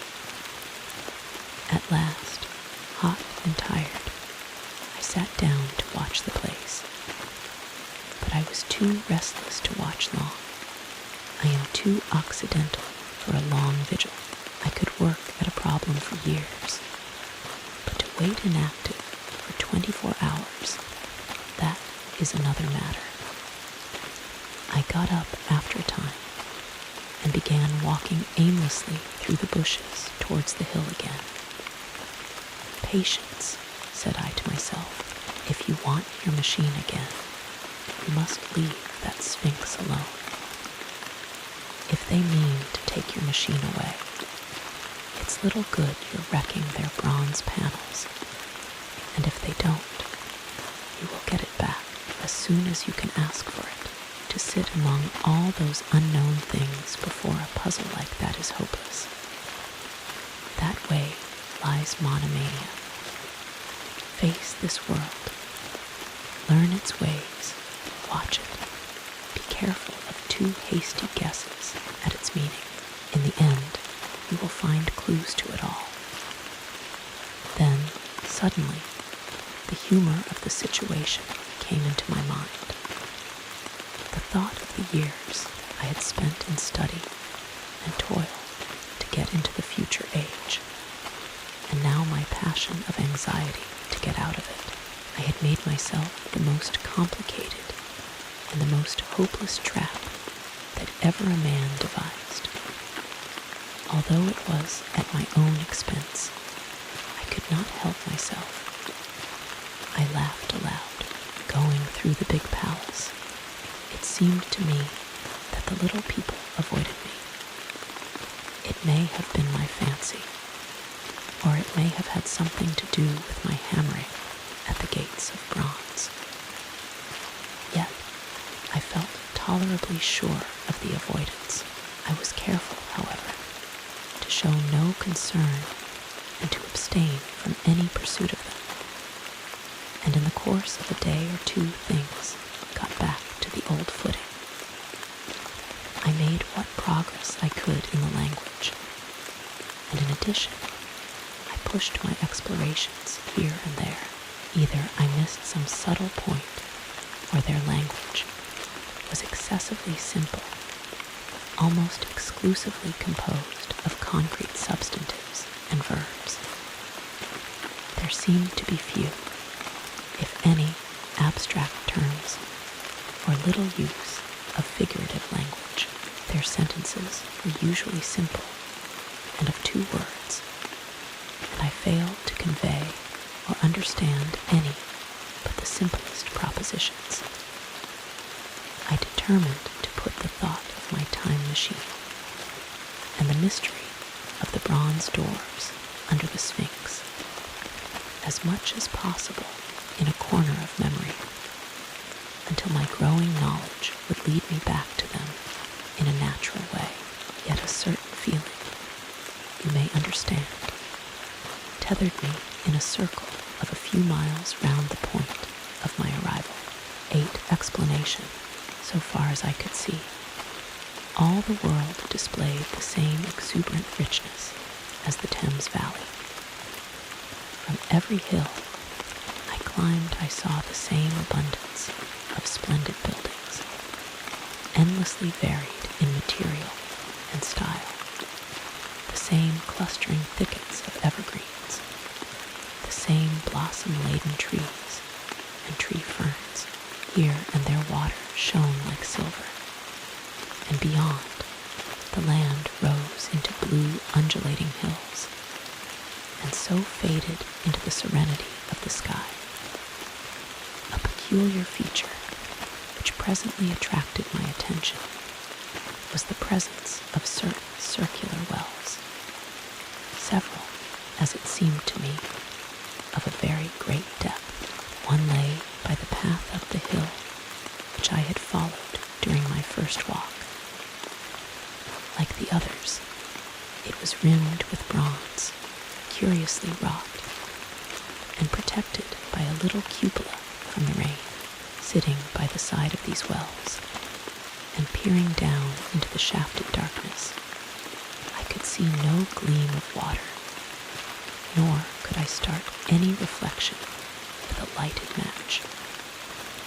But in all of them, I heard a certain sound, a thud, thud, thud, like the beating of some big engine, and I discovered from the flaring of my matches that a steady current of air set down the shafts. Further, I threw a scrap of paper into the throat of one, and instead of fluttering slowly down, it was at once sucked swiftly out of sight. After a time, too, I came to connect these wells with tall towers standing here and there upon the slopes. For above them, there was often just such a flicker in the air as one sees on a hot day above a sun-scorched beach. Putting things together, I reached a strong suggestion of an extensive system of subterranean ventilation, whose true import was difficult to imagine.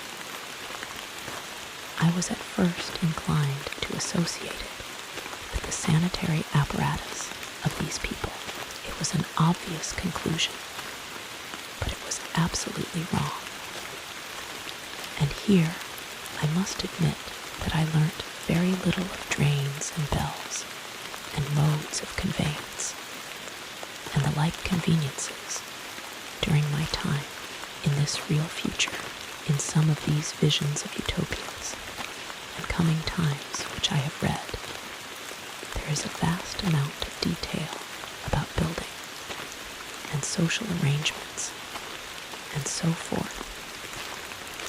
But while such details are easy enough to obtain when the whole world is contained in one's imagination, they are altogether inaccessible to a real traveler amid such realities as I found here. Conceive the tale of London which a Negro, fresh from Central Africa, would take back to his tribe. What would he know of railway companies, of social movements, of telephone and telegraph wires, of the parcels delivery company, and postal orders and the like? Yet we, at least, should be willing enough to explain these things to him.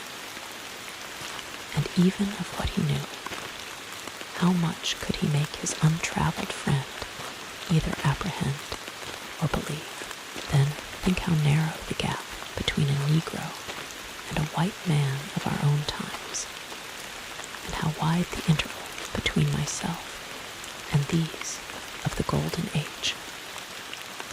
I was sensible of much which was unseen, and which contributed to my comfort, but save for a general impression of automatic organization, I fear I can convey very little of the difference to your mind. In the matter of sepulture, for instance, I could see no signs of crematoria, nor anything suggestive of tombs, but it occurred to me that possibly there might be cemeteries or crematoria somewhere beyond the range of my explorings. This, again, was a question I deliberately put to myself, and my curiosity was at first entirely defeated upon the point. The thing puzzled me, and I was led to make a further remark, which puzzled me still more, that aged and infirm among this people there were none. I must confess that my satisfaction with my first theories of an automatic civilization and a decadent humanity did not long endure, yet I could think of no other. Let me put my difficulties. The several big palaces I had explored were mere living places, great dining halls and sleeping apartments. I could find no machinery, no appliances of any kind, yet these people were clothed in pleasant fabrics that must at times need renewal, and their sandals, though undecorated, were fairly complex specimens of metalwork. Somehow, such things must be made, and the little people displayed no vestige of a creative tendency. There were no shops, no workshops, no sign of importations among them. They spent all their time in playing gently, in bathing in the river, in making love in a half-playful fashion, in eating fruit and sleeping. I could not see how things were kept going. Then, again, about the time machine. Something, I knew not what, had taken it into the hollow pedestal of the white sphinx. Why? For the life of me, I could not imagine those waterless wells, too, those flickering pillars. I felt I lacked a clue. I felt, how shall I put it? Suppose you found an inscription with sentences here and there in excellent plain English, and interpolated therewith, others made up of words, of letters even, absolutely unknown to you. Well, on the third day of my visit, that was how the world of 800 and 2,700 and one presented itself to me. That day, too, I made a friend of a sort. It happened that, as I was watching some of the little people bathing in a shallow, one of them was seized with cramp and began drifting downstream. The main current ran rather swiftly, but not too strongly for even a moderate swimmer. It will give you an idea, therefore, of the strange deficiency in these creatures when I tell you that none made the slightest attempt to rescue the weakly crying little thing which was drowning before their eyes. When I realized this, I hurriedly slipped off my clothes, and wading in at a point lower down, I caught the poor mite and drew her safe to land. A little rubbing of the limbs soon brought her round, and I had the satisfaction of seeing she was all right before I left her. I had got to such a low estimate of her kind that I did not expect any gratitude from her. In that, however, I was wrong. This happened in the morning. In the afternoon, I met my little woman, as I believe it was, as I was returning towards my center from an exploration, and she received me with cries of delight, and presented me with a big garland of flowers, evidently made for me and me alone. The thing took my imagination. Very possibly, I had been feeling desolate. At any rate, I did my best to display my appreciation of the gift. We were soon seated together in a little stone arbor, engaged in conversation, chiefly of smiles. The creature's friendliness affected me exactly as a child's might have done. We passed each other flowers, and she kissed my hands. I did the same to hers.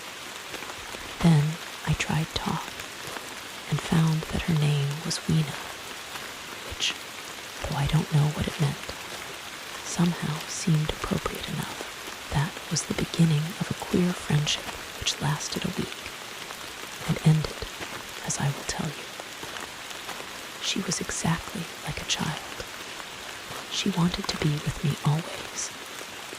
She tried to follow me everywhere, and on my next journey out, and about it went to my heart to tire her down, and leave her at last, exhausted, and calling after me rather plaintively. But the problems of the world had to be mastered. I had not, I said to myself, come into the future to carry on a miniature flirtation. Yet her distress when I left her was very great.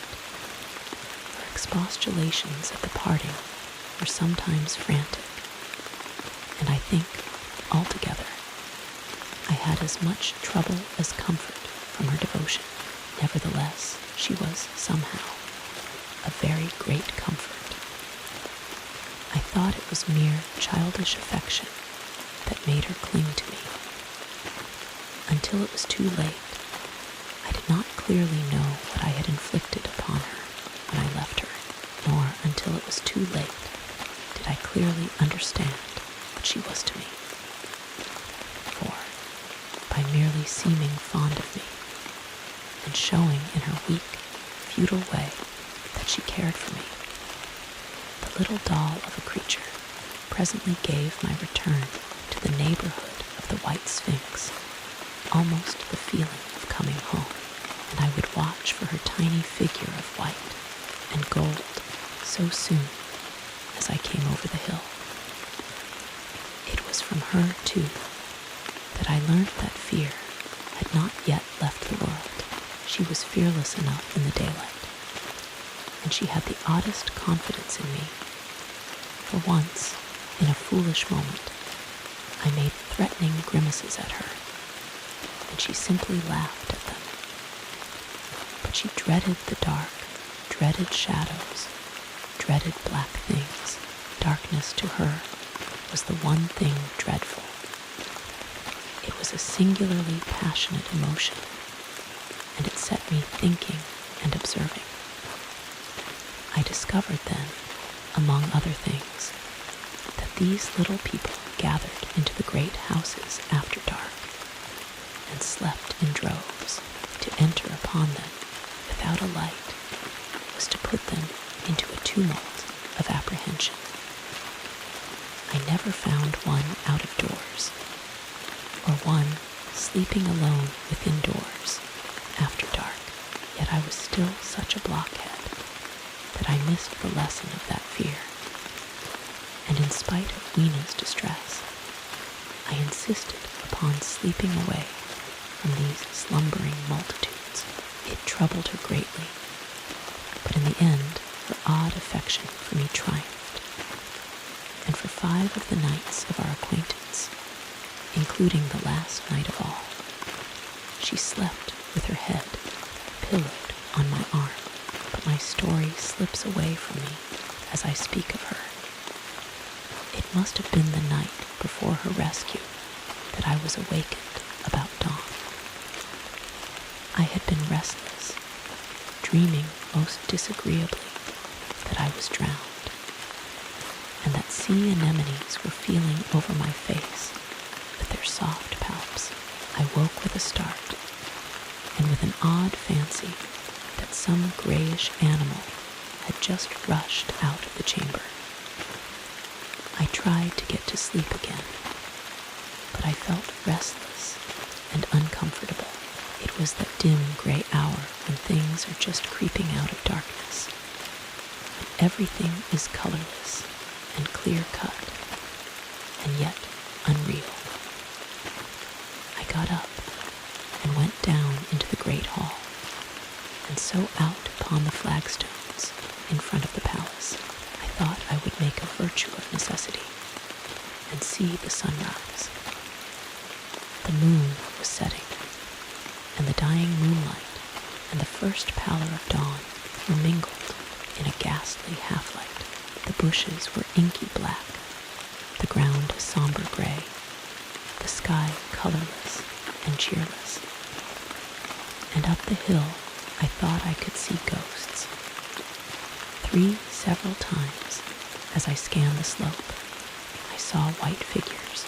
Twice I fancied I saw a solitary white, ape-like creature running rather quickly up the hill. And once near the ruins, I saw a leash of them carrying some dark body. They moved hastily. I did not see what became of them. It seemed that they vanished among the bushes. The dawn was still indistinct, you must understand. I was feeling that chill, uncertain, early morning feeling you may have known. I doubted my eyes as the eastern sky grew brighter, and the light of the day came on, and its vivid coloring returned upon the world once more. I scanned the view keenly, but I saw no vestige of my white figures. They were mere creatures of the half-light.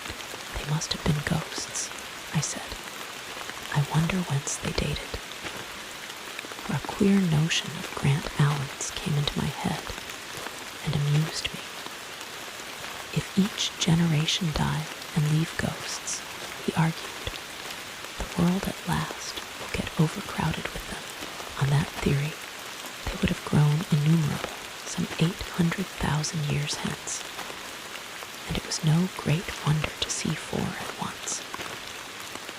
But the jest was unsatisfying, and I was thinking of these figures all the morning, until Weena's rescue drove them out of my head.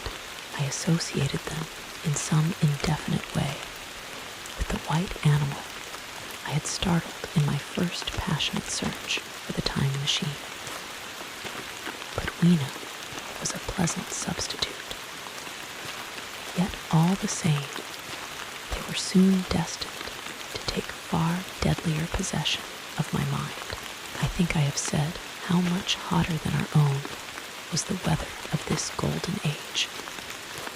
I cannot account for it. It may be that the sun was hotter, or the earth nearer the sun. It is usual to assume that the sun will go on cooling steadily in the future. But people, unfamiliar with such speculations as those of the younger Darwin, forget that the planets must ultimately fall back one by one into the parent body. As these catastrophes occur, the sun will blaze with renewed energy, and it may be that some inner planet had suffered this fate. Whatever the reason, the fact remains that the sun was very much hotter than we know it. Well, one very hot morning, my 4th, I think, as I was seeking shelter from the heat and glare in a colossal ruin near the great house where I slept and fed, there happened this strange thing. Clambering among these heaps of masonry, I found a narrow gallery whose end and side windows were blocked by fallen masses of stone. By contrast with the brilliancy outside, it seemed at first impenetrably dark to me. I entered it groping, for the change from light to blackness made spots of color swim before me. Suddenly, I halted spellbound. A pair of eyes, luminous by reflection against the daylight without, was watching me out of the darkness. The old instinctive dread of wild beasts came upon me. I clenched my hands and steadfastly looked into the glaring eyeballs. I was afraid to turn. Then the thought of the absolute security in which humanity appeared to be living came to my mind, and then I remembered that strange terror of the dark. Overcoming my fear to some extent, I advanced a step and spoke. I will admit that my voice was harsh and ill-controlled. I put out my hand and touched something soft. At once the eyes darted sideways, and something white ran past me.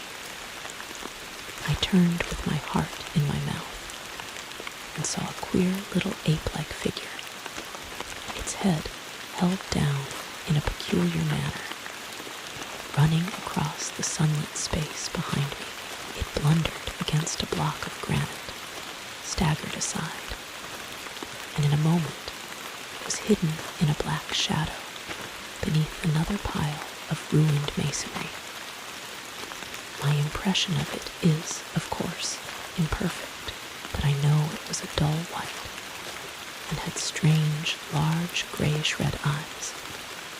Also, that there was flaxen hair on its head and down its back. But, as I say, it went too fast for me to see distinctly. I cannot even say whether it ran on all fours, or only with its forearms held very low. After an instant's pause, I followed it into the second heap of ruins. I could not find it at first, but after a time in the profound obscurity, I came upon one of those round, well-like openings of which I have told you, half closed by a fallen pillar. A sudden thought came to me. Could this thing have vanished down the shaft? I lit a match, and looking down, I saw a small, white, moving creature with large, bright eyes which regarded me steadfastly as it retreated. It made me shudder. It was so like a human spider. It was clambering down the wall. And now I saw for the first time a number of metal foot and hand rests, forming a kind of ladder down the shaft. Then the light burned my fingers and fell out of my hand, going out as it dropped. And when I had lit another, the little monster had disappeared. I do not know how long I sat peering down that well. It was not for some time that I could succeed in persuading myself that the thing I had seen was human. But gradually, the truth dawned on me that man had not remained one species, but had differentiated into two distinct animals, that my graceful children of the upper world were not the sole descendants of our generation, but that this bleached, obscene, nocturnal thing, which had flashed before me, was also heir to all the ages. I thought of the flickering pillars, and of my theory of an underground ventilation. I began to suspect their true import. And what, I wondered, was this lemur doing in my scheme of a perfectly balanced organization? How was it related to the indolent serenity of the beautiful overworlders? And what was hidden down there at the foot of that shaft? I sat upon the edge of the well, telling myself that, at any rate, there was nothing to fear, and that there I must descend for the solution of my difficulties, and withal I was absolutely afraid to go. As I hesitated, two of the beautiful upper-world people came running in their amorous sport across the daylight in the shaft. The male pursued the female, flinging flowers at her as he ran. They seemed distressed to find me, my arm against the overturned pillar, peering down the well. Apparently, it was considered bad form to remark these apertures, for when I pointed to this one and tried to frame a question about it in their tongue, they were still more visibly distressed and turned away. But they were interested by my matches, and I struck some to amuse them. I tried them again about the well, and again I failed. So presently I left them, meaning to go back to Weena and see what I could get from her, but my mind was already in revolution. My guesses and impressions were slipping and sliding to a new adjustment. I had now a clue to the import of these wells, to the ventilating towers, to the mystery of the ghosts, to say nothing of a hint at the meaning of the bronze gates and the fate of the time machine.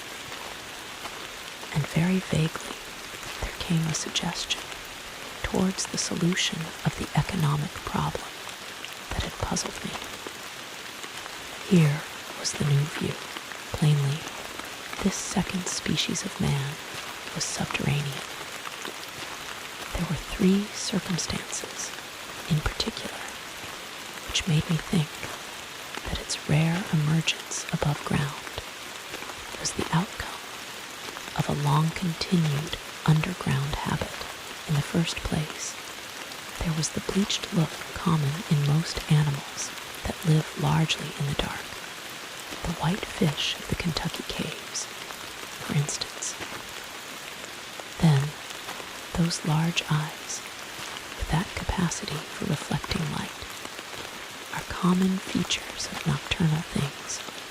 Witness the owl and the cat, and last of all, that evident confusion in the sunshine, that hasty yet fumbling awkward flight towards dark shadow, and that peculiar carriage of the head while in the light, all reinforced the theory of an extreme sensitiveness of the retina.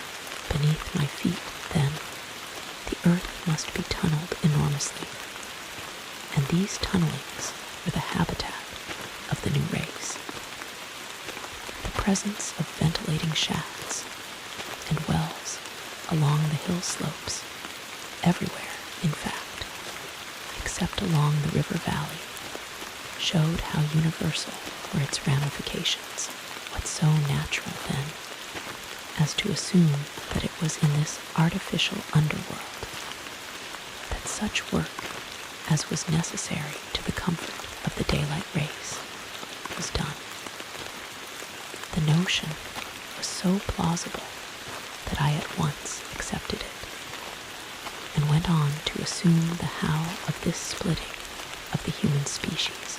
I dare say you will anticipate the shape of my theory, though for myself I very soon felt that it fell far short of the truth. At first, proceeding from the problems of our own age, it seemed clear as daylight to me that the gradual widening of the present, merely temporary and social difference between the capitalist and the laborer was the key to the whole position. No doubt it will seem grotesque enough to you, and wildly incredible. And yet, even now, there are existing circumstances to point that way. There is a tendency to utilize underground space for the less ornamental purposes of civilization. There is the Metropolitan Railway in London. For instance, there are new electric railways, there are subways, there are underground workrooms and restaurants, and they increase and multiply. Evidently, I thought, this tendency had increased till industry had gradually lost its birthright in the sky. I mean that it had gone deeper and deeper into larger and ever larger underground factories, spending a still increasing amount of its time therein, till, in the end, even now, does not an East End worker live in such artificial conditions as practically to be cut off from the natural surface of the earth. Again, the exclusive tendency of richer people due, no doubt, to the increasing refinement of their education, and the widening gulf between them and the rude violence of the poor, is already leading to the closing, in their interest, of considerable portions of the surface of the land. About London, for instance, perhaps half the prettier country is shut in against intrusion, and this same widening gulf, which is due to the length and expense of the higher educational process, and the increased facilities for and temptations towards refined habits on the part of the rich, will make that exchange between class and class, that promotion by intermarriage which at present retards the splitting of our species along lines of social stratification, less and less frequent. So in the end, above ground, you must have the haves, pursuing pleasure and comfort and beauty, and below ground the have-nots, the workers getting continually adapted to the conditions of their labor. Once they were there, they would no doubt have to pay rent, and not a little of it, for the ventilation of their caverns. And if they refused, they would starve or be suffocated for arrears, such of them as were so constituted as to be miserable and rebellious would die. And in the end, the balance being permanent, the survivors would become as well adapted to the conditions of underground life, and as happy in their way as the overworld people were to theirs, as it seemed to me. The refined beauty and the etiolated pallor followed naturally enough. The great triumph of humanity I had dreamed of took a different shape in my mind. It had been no such triumph of moral education and general cooperation as I had imagined. Instead, I saw a real aristocracy, armed with a perfected science, and working to a logical conclusion the industrial system of today. Its triumph had not been simply a triumph over nature, but a triumph over nature and the fellow man. This, I must warn you, was my theory at the time. I had no convenient cicerone in the pattern of the utopian books. My explanation may be absolutely wrong. I still think it is the most plausible one. But even on this supposition, the balanced civilization that was at last attained must have long since passed its zenith, and was now far fallen into decay. The too perfect security of the overworlders had led them to a slow movement of degeneration, to a general dwindling in size, strength, and intelligence, that I could see clearly enough already what had happened to the undergrounders. I did not yet suspect, but from what I had seen of the Morlocks, that, by the by, was the name by which these creatures were called. I could imagine that the modification of the human type was even far more profound than among the Eloi, the beautiful race that I already knew. Then came troublesome doubts. Why had the Morlocks taken my time machine? For I felt sure it was they who had taken it. Why, too, if the Eloi were masters, could they not restore the machine to me? And why were they so terribly afraid of the dark? I proceeded, as I have said, to question Weena about this underworld. But here again, I was disappointed. At first, she would not understand my questions, and presently she refused to answer them. She shivered as though the topic was unendurable. And when I pressed her, perhaps a little harshly, she burst into tears. They were the only tears, except my own, I ever saw in that golden age. When I saw them, I ceased abruptly to trouble about the Morlocks, and was only concerned in banishing these signs of her human inheritance from Weena's eyes. And very soon she was smiling and clapping her hands, while I solemnly burnt a match. 9. The Morlocks. It may seem odd to you, but it was 2 days before I could follow up the newfound clue in what was manifestly the proper way. I felt a peculiar shrinking from those pallid bodies.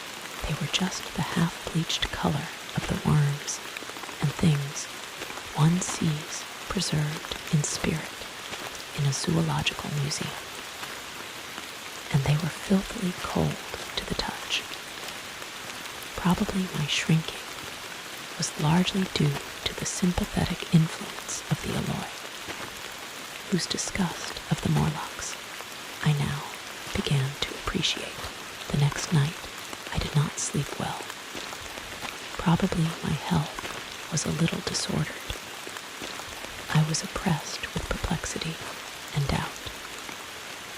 Once or twice I had a feeling of intense fear for which I could perceive no definite reason.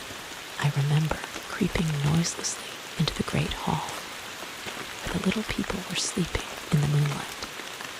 That night, Ina was among them, and feeling reassured by their presence, it occurred to me even then that in the course of a few days, the moon must pass through its last quarter, and the nights grow dark, and the appearances of these unpleasant creatures from below, these whitened lemurs, this new vermin that had replaced the old, might be more abundant, and on both these days I had the restless feeling of one who shirks an inevitable duty.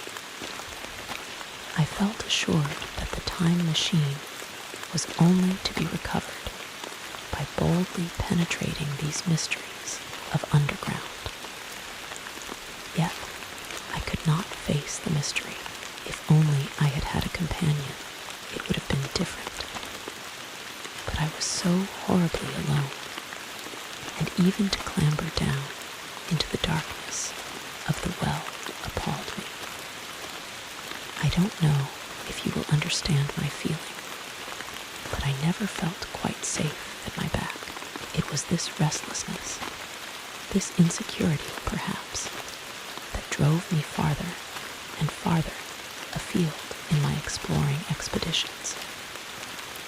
Going to the southwestward towards the rising country that is now called Coombe Wood, I observed far off, in the direction of 19th century Banstead, a vast green structure, different in character from any I had hitherto seen. It was larger than the largest of the palaces or ruins I knew, and the facade had an oriental look, the face of it having the luster, as well as the pale green tint, a kind of bluish green, of a certain type of Chinese porcelain.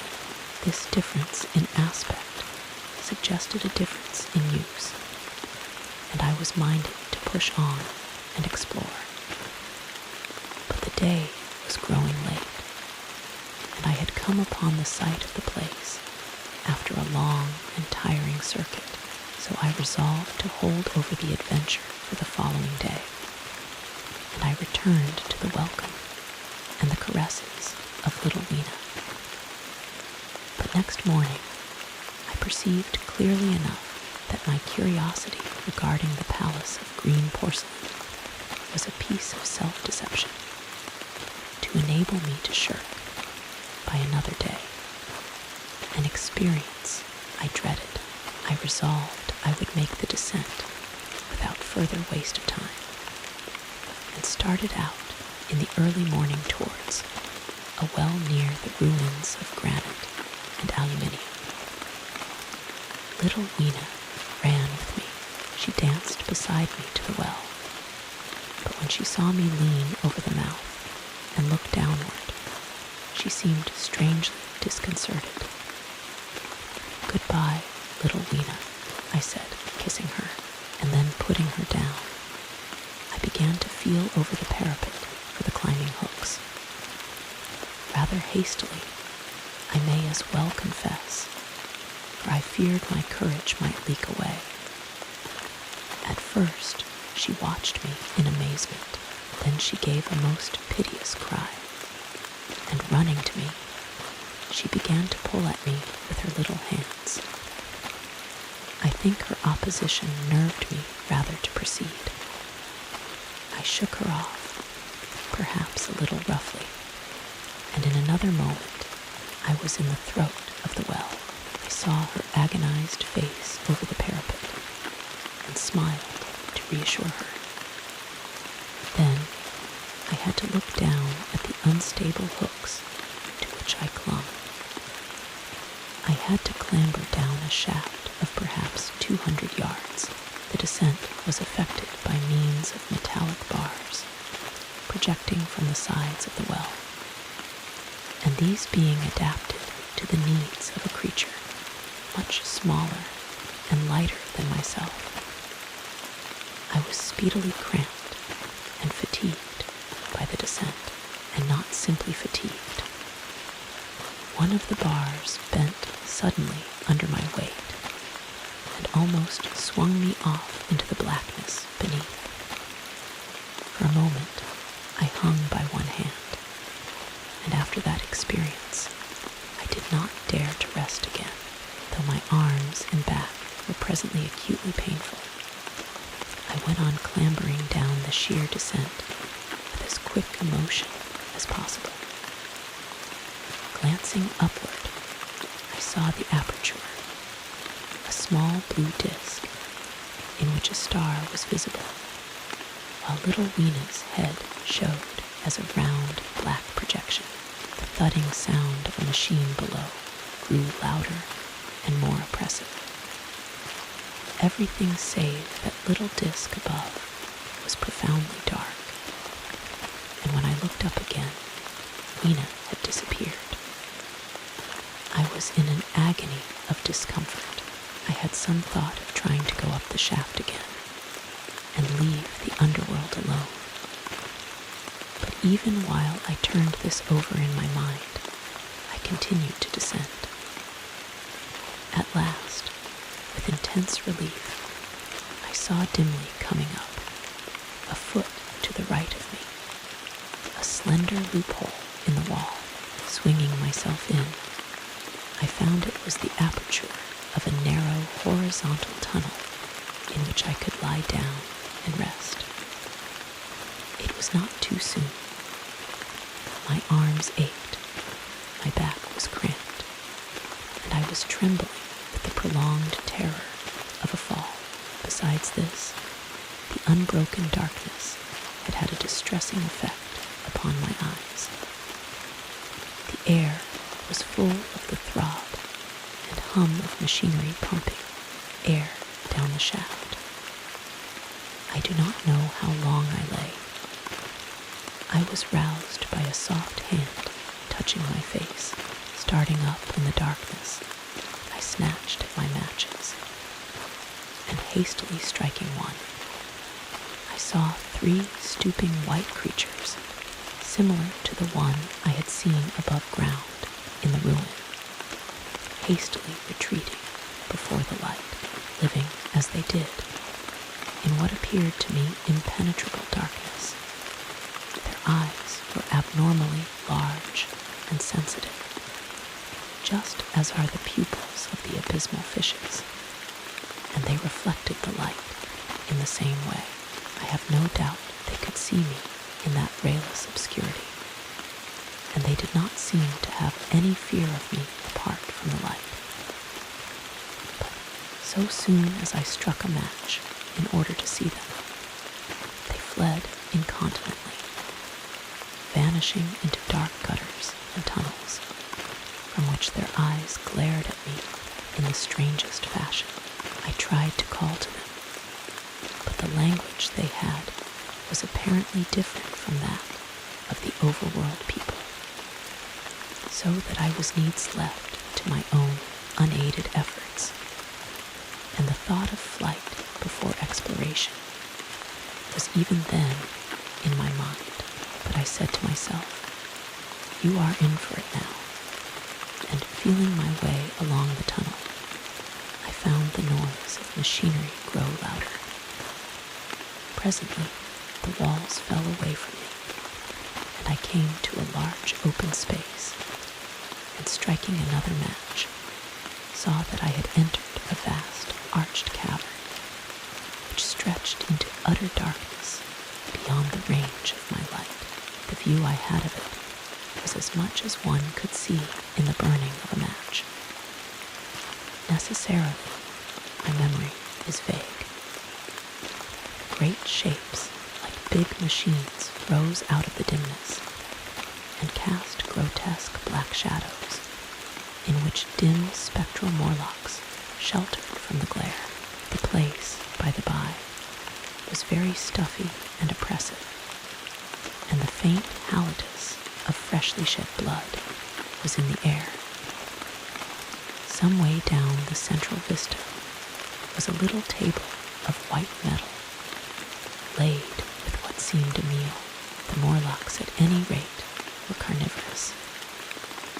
even at the time, I remember wondering what large animal could have survived to furnish the red joint I saw.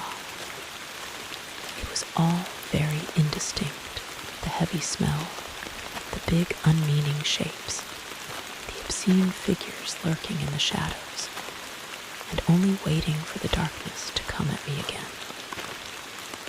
Then the match burnt down and stung my fingers and fell, a wriggling red spot in the blackness. I have thought since how particularly ill-equipped I was for such an experience. When I had started with the time machine, I had started with the absurd assumption that the men of the future would certainly be infinitely ahead of ourselves in all their appliances. I had come without arms, without medicine, without anything to smoke. At times, I missed tobacco frightfully, even without enough matches. If only I had thought of a kodak, I could have flashed that glimpse of the underworld in a second and examined it at leisure. But as it was, I stood there with only the weapons and the powers that nature had endowed me with: hands, feet, and teeth, these, and 4 safety matches that still remained to me. I was afraid to push my way in among all this machinery in the dark, and it was only with my last glimpse of light I discovered that my store of matches had run low. It had never occurred to me until that moment that there was any need to economize them, and I had wasted almost half the box in astonishing the overworlders, to whom fire was a novelty. Now, as I say, I had 4 left, and while I stood in the dark, a hand touched mine. Lank fingers came feeling over my face, and I was sensible of a peculiar, unpleasant odor. I fancied I heard the breathing of a crowd of those dreadful little beings about me. I felt the box of matches in my hand being gently disengaged, and other hands behind me plucking at my clothing. The sense of these unseen creatures examining me was indescribably unpleasant. The sudden realization of my ignorance of their ways of thinking and doing came home to me very vividly in the darkness. I shouted at them as loudly as I could. They started away, and then I could feel them approaching me again. They clutched at me more boldly, whispering odd sounds to each other. I shivered violently and shouted again, rather discordantly. This time they were not so seriously alarmed, and they made a queer laughing noise as they came back at me. I will confess, I was horribly frightened. I determined to strike another match and escape under the protection of its glare. I did so, and eking out the flicker with a scrap of paper from my pocket, I made good my retreat to the narrow tunnel. But I had scarce entered this when my light was blown out, and in the blackness I could hear the Morlocks rustling like wind among leaves and pattering like the rain as they hurried after me. In a moment I was clutched by several hands, and there was no mistaking that they were trying to haul me back. I struck another light and waved it in their dazzled faces. You can scarce imagine how nauseatingly inhuman they looked, those pale, chinless faces and great, lidless, pinkish-gray eyes, as they stared in their blindness and bewilderment. But I did not stay to look. I promise you, I retreated again, and when my second match had ended, I struck my third. It had almost burnt through when I reached the opening into the shaft. I lay down on the edge, for the throb of the great pump below made me giddy. Then I felt sideways for the projecting hooks, and as I did so, my feet were grasped from behind, and I was violently tugged backward. I lit my last match, and it incontinently went out, but I had my hand on the climbing bars now, and kicking violently, I disengaged myself from the clutches of the Morlocks, and was speedily clambering up the shaft, while they stayed peering and blinking up at me, all but one little wretch who followed me for some way, and well nigh secured my boot as a trophy. That climb seemed interminable to me. With the last 20 or 30 feet of it, a deadly nausea came upon me. I had the greatest difficulty in keeping my hold. The last few yards was a frightful struggle against this faintness. Several times my head swam, and I felt all the sensations of falling. At last, however, I got over the well mouth somehow, and staggered out of the ruin into the blinding sunlight. I fell upon my face. Even the soil smelt sweet and clean. Then I remember Weena kissing my hands and ears, and the voices of others among the alloy. Then, for a time, I was insensible.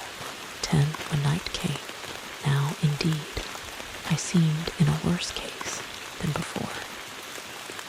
Hitherto, except during my night's anguish at the loss of the time machine, I had felt a sustaining hope of ultimate escape. But that hope was staggered by these new discoveries. Hitherto, I had merely thought myself impeded by the childish simplicity of the little people, and by some unknown forces which I had only to understand, to overcome. But there was an altogether new element in the sickening quality of the Morlocks, a something inhuman and malign. Instinctively, I loathed them. Before, I had felt as a man might feel who had fallen into a pit. My concern was with the pit and how to get out of it. Now, I felt like a beast in a trap, whose enemy would come upon him soon. The enemy I dreaded may surprise you. It was the darkness of the new moon. Weena had put this into my head by some at first incomprehensible remarks about the dark nights. It was not now such a very difficult problem to guess what the coming dark nights might mean. The moon was on the wane. Each night there was a longer interval of darkness, and I now understood to some slight degree, at least, the reason of the fear of the little upper-world people for the dark. I wondered vaguely what foul villainy it might be that the Morlocks did under the new moon. I felt pretty sure now that my second hypothesis was all wrong. The upper-world people might once have been the favored aristocracy, and the Morlocks their mechanical servants. But that had long since passed away. The two species that had resulted from the evolution of man were sliding down towards, or had already arrived at, an altogether new relationship. The alloy, like the Carlovignan kings, had decayed to a mere beautiful futility. They still possessed the earth on sufferance. Since the Morlocks, subterranean for innumerable generations, had come at last to find the Dalet's surface intolerable, and the Morlocks made their garments, I inferred, and maintained them in their habitual needs. Perhaps through the survival of an old habit of service.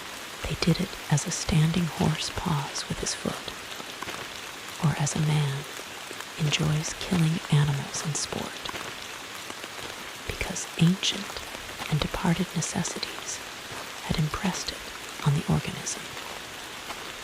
But clearly, the old order was already in part reversed. The nemesis of the delicate ones was creeping on apace. Ages ago, thousands of generations ago, man had thrust his brother man out of the ease and the sunshine. And now that brother was coming back changed. Already the Eloi had begun to learn one old lesson anew. They were becoming reacquainted with fear. And suddenly there came into my head the memory of the meat I had seen in the underworld. It seemed odd how it floated into my mind, not stirred up as it were by the current of my meditations, but coming in almost like a question from outside. I tried to recall the form of it. I had a vague sense of something familiar, but I could not tell what it was at the time. Still, however helpless the little people in the presence of their mysterious fear, I was differently constituted. I came out of this age of ours, this ripe prime of the human race, when fear does not paralyze, and mystery has lost its terrors. I at least would defend myself. Without further delay, I determined to make myself arms and a fastness where I might sleep. With that refuge as a base, I could face this strange world with some of that confidence I had lost in realizing to what creatures night by night I lay exposed. I felt I could never sleep again until my bed was secure from them. I shuddered with horror to think how they must already have examined me. I wandered during the afternoon along the valley of the Thames, but found nothing that commended itself to my mind as inaccessible. All the buildings and trees seemed easily practicable to such dexterous climbers as the Morlocks, to judge by their wells, must be. Then the tall pinnacles of the palace of green porcelain and the polished gleam of its walls came back to my memory, and in the evening, taking Weena like a child upon my shoulder, I went up the hills towards the southwest. The distance, I had reckoned, was 7 or 8 miles, but it must have been nearer 18. I had first seen the place on a moist afternoon, when distances are deceptively diminished. In addition, the heel of one of my shoes was loose, and a nail was working through the sole. They were comfortable old shoes I wore about indoors, so that I was lame, and it was already long past sunset when I came in sight of the palace, silhouetted black against the pale yellow of the sky. Weena had been hugely delighted when I began to carry her, but after a while she desired me to let her down, and ran along by the side of me, occasionally darting off on either hand to pick flowers to stick in my pockets. My pockets had always puzzled Weena, but at the last she had concluded that they were an eccentric kind of vases for floral decoration. At least she utilized them for that purpose. And that reminds me, in changing my jacket, I found the time traveler paused, put his hand into his pocket, and silently placed 2 withered flowers, not unlike very large white mallows, upon the little table. Then he resumed his narrative as the hush of evening crept over the world, and we proceeded over the hill crest towards Wimbledon. Weena grew tired and wanted to return to the house of grey stone, but I pointed out the distant pinnacles of the palace of green porcelain to her, and contrived to make her understand that we were seeking a refuge there from her fear. You know that great pause that comes upon things before the dusk. Even the breeze stops in the trees. To me, there is always an air of expectation about that evening stillness. The sky was clear, remote, and empty save for a few horizontal bars far down in the sunset. Well, that night, the expectation took the color of my fears. In that darkling calm, my senses seemed preternaturally sharpened. I fancied I could even feel the hollowness of the ground beneath my feet, could indeed almost see through it the Morlocks on their ant hill, going hither and thither, and waiting for the dark. In my excitement, I fancied that they would receive my invasion of their burrows as a declaration of war, and why had they taken my time machine? So we went on in the quiet, and the twilight deepened into night.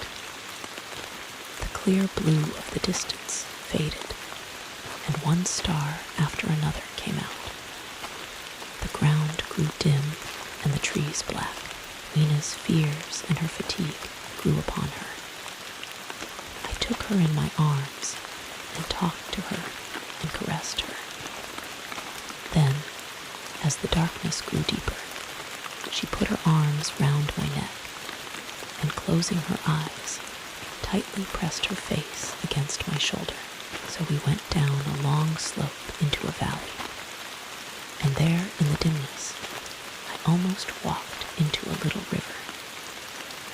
This I waded and went up the opposite side of the valley, past a number of sleeping houses, and by a statue of fawn or some such figure, minus the head. Here too were acacias. So far I had seen nothing of the Morlocks, but it was yet early in the night, and the darker hours before the old moon rose were still to come. From the brow of the next hill, I saw a thick wood spreading wide and black before me. I hesitated at this.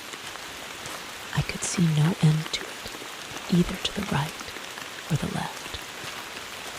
Feeling tired, my feet, in particular, were very sore. I carefully lowered Weena from my shoulder as I halted and sat down upon the turf. I could no longer see the palace of green porcelain, and I was in doubt of my direction. I looked into the thickness of the wood and thought of what it might hide. Under that dense tangle of branches, one would be out of sight of the stars, even were there no other lurking danger.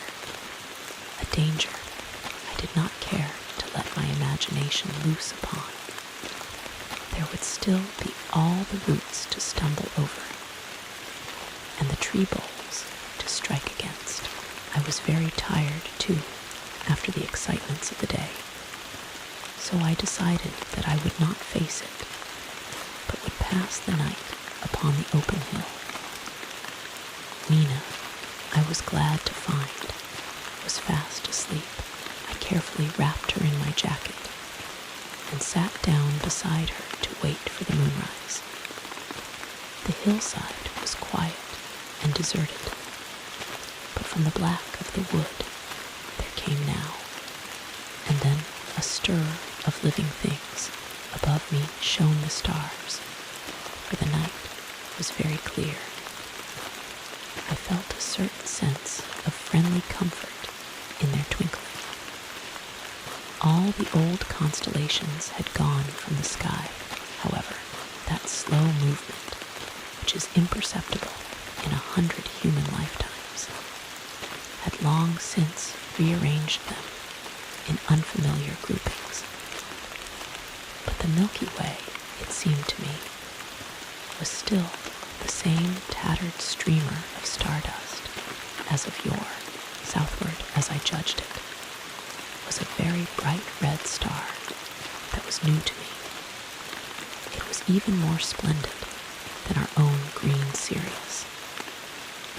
And amid all these scintillating points of light, one bright planet shone kindly and steadily, like the face of an old friend. Looking at these stars suddenly dwarfed my own troubles and all the gravities of terrestrial life.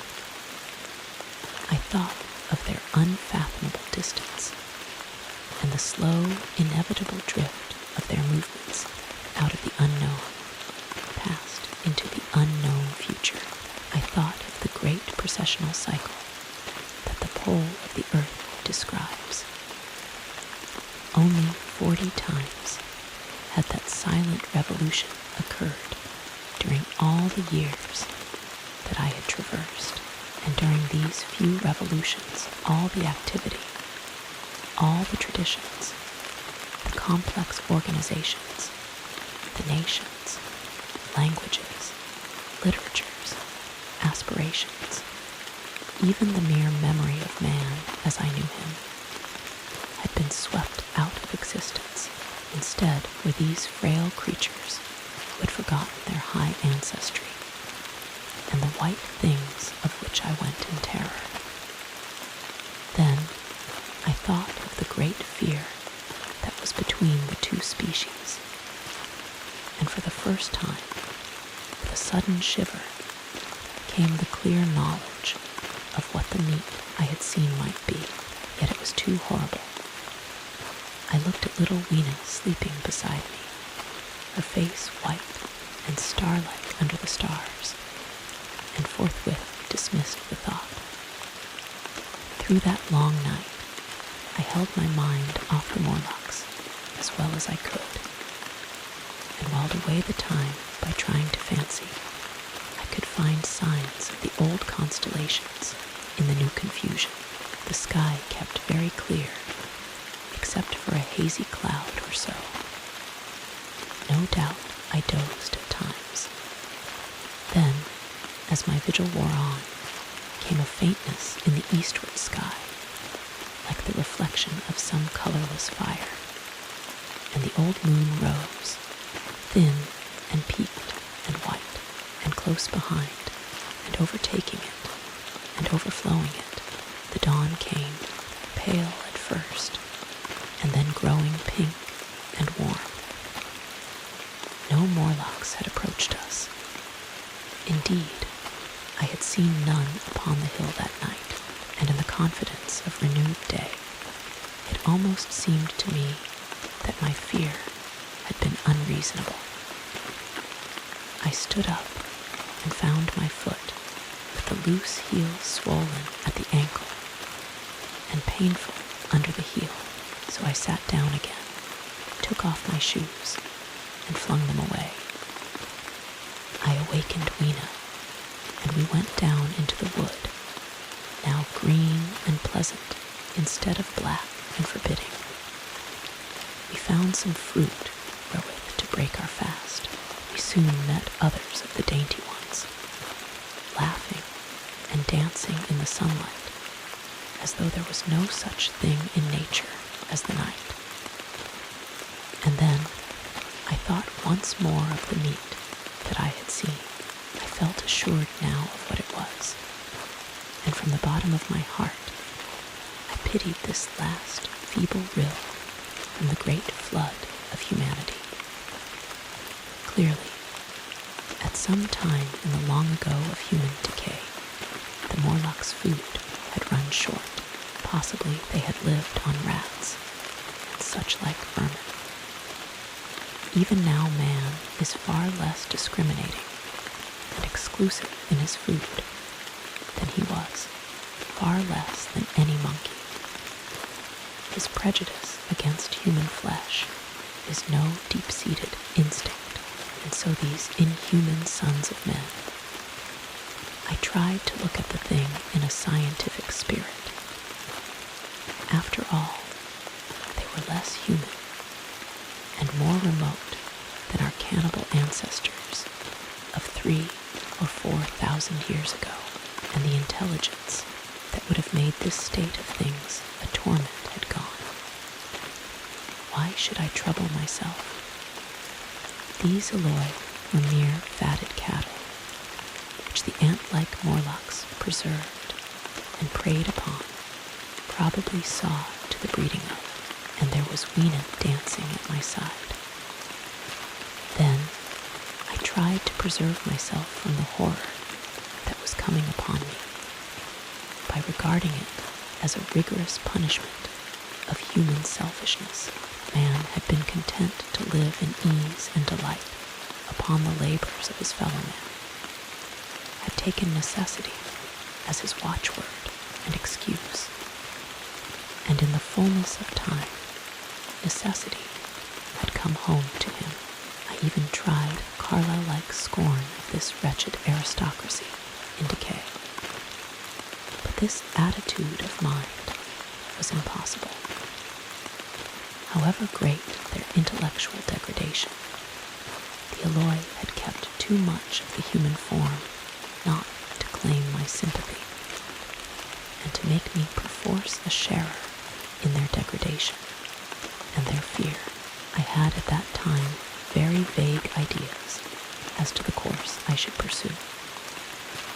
My first was to secure some safe place of refuge, and to make myself such arms of metal or stone as I could contrive.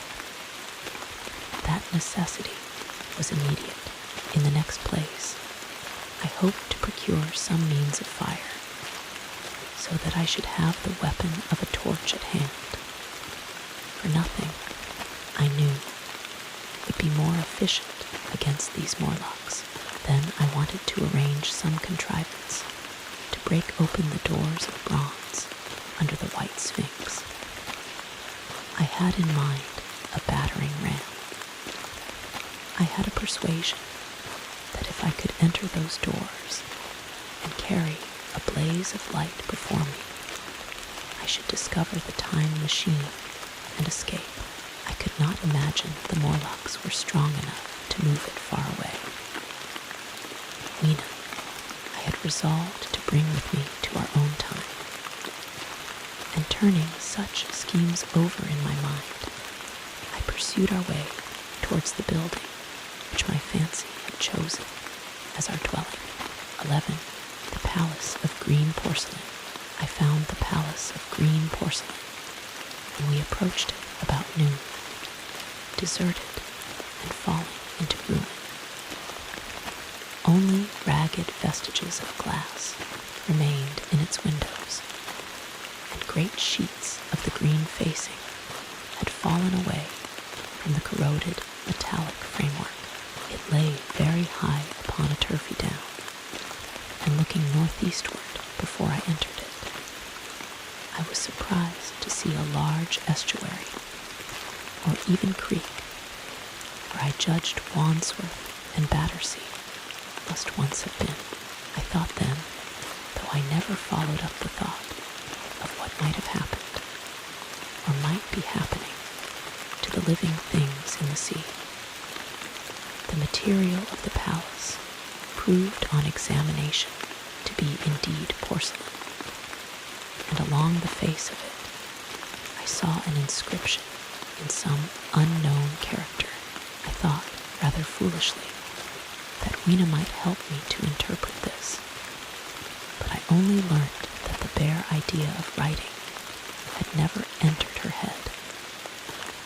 She always seemed to me, I fancy, more human than she was, perhaps because her affection was so human. Within the big valves of the door, which were open and broken, we found, instead of the customary hall, a long gallery lit by many side windows. At the first glance, I was reminded of a museum. The tiled floor was thick with dust, and a remarkable array of miscellaneous objects was shrouded in the same gray covering. Then I perceived, standing strange and gaunt in the center of the hall, what was clearly the lower part of a huge skeleton.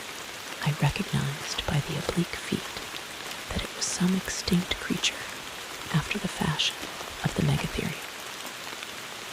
The skull and the upper bones lay beside it in the thick dust, and in one place, where rainwater had dropped through a leak in the roof, the thing itself had been worn away.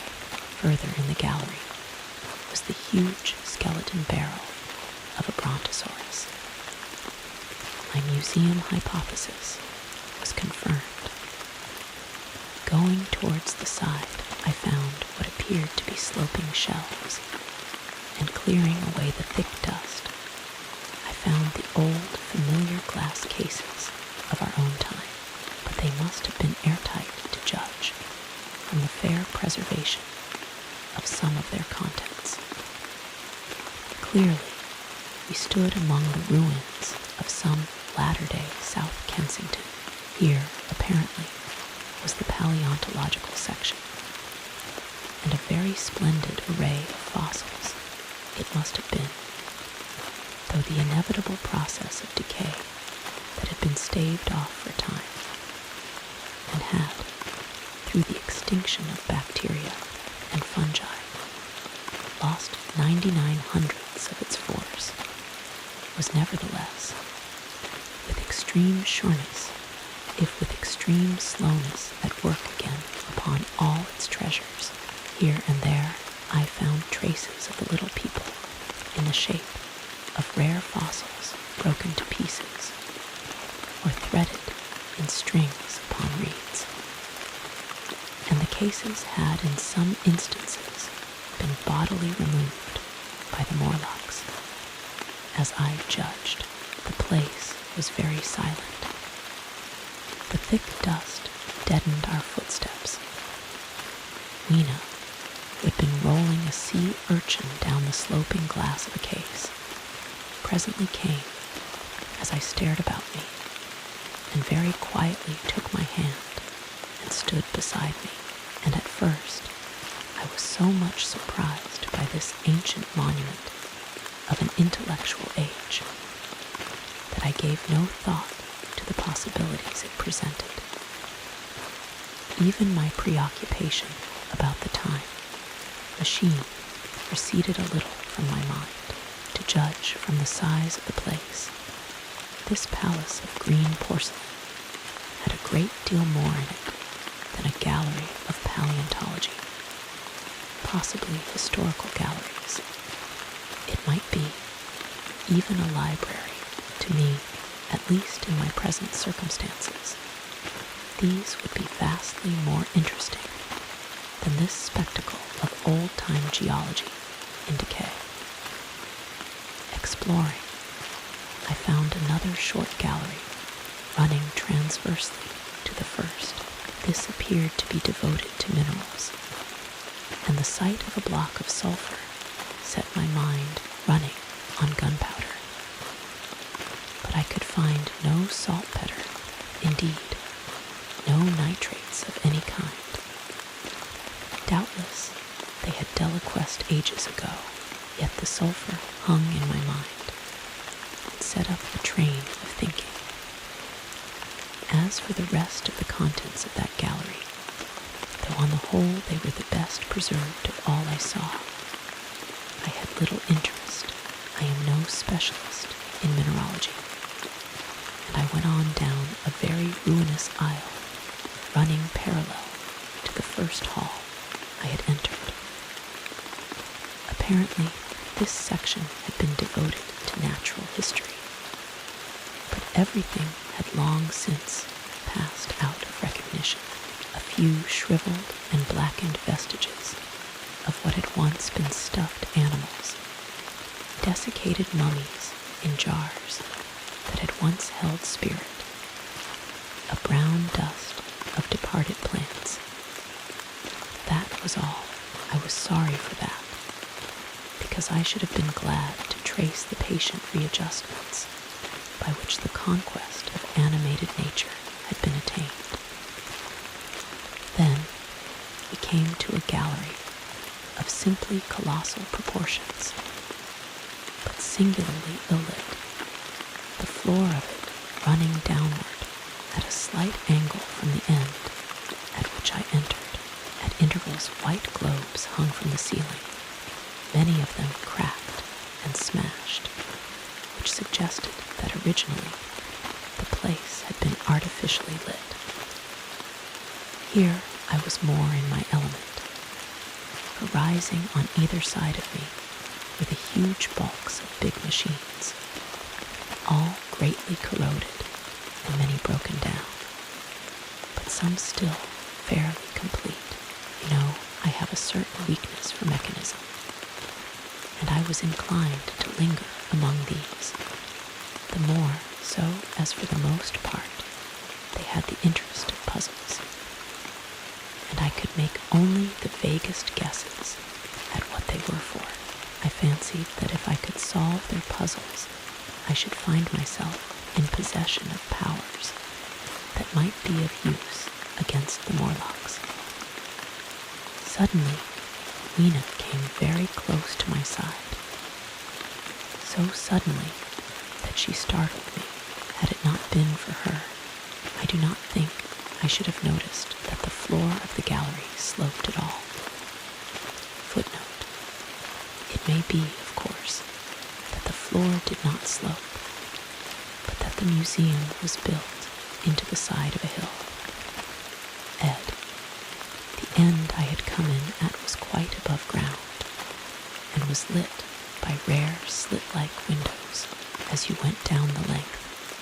The ground came up against these windows, until at last there was a pit like the area of a London house before each, and only a narrow line of daylight at the top. I went slowly along, puzzling about the machines, and had been too intent upon them to notice the gradual diminution of the light, until Lena's increasing apprehensions drew my attention. Then I saw that the gallery ran down at last into a thick darkness. I hesitated, and then, as I looked round me, I saw that the dust was less abundant, and its surface less even further away towards the dimness.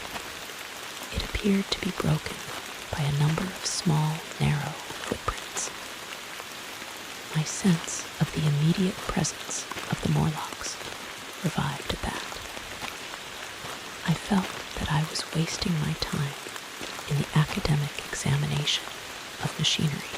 I called to mind that it was already far advanced in the afternoon, and that I had still no weapon, no refuge, and no means of making a fire.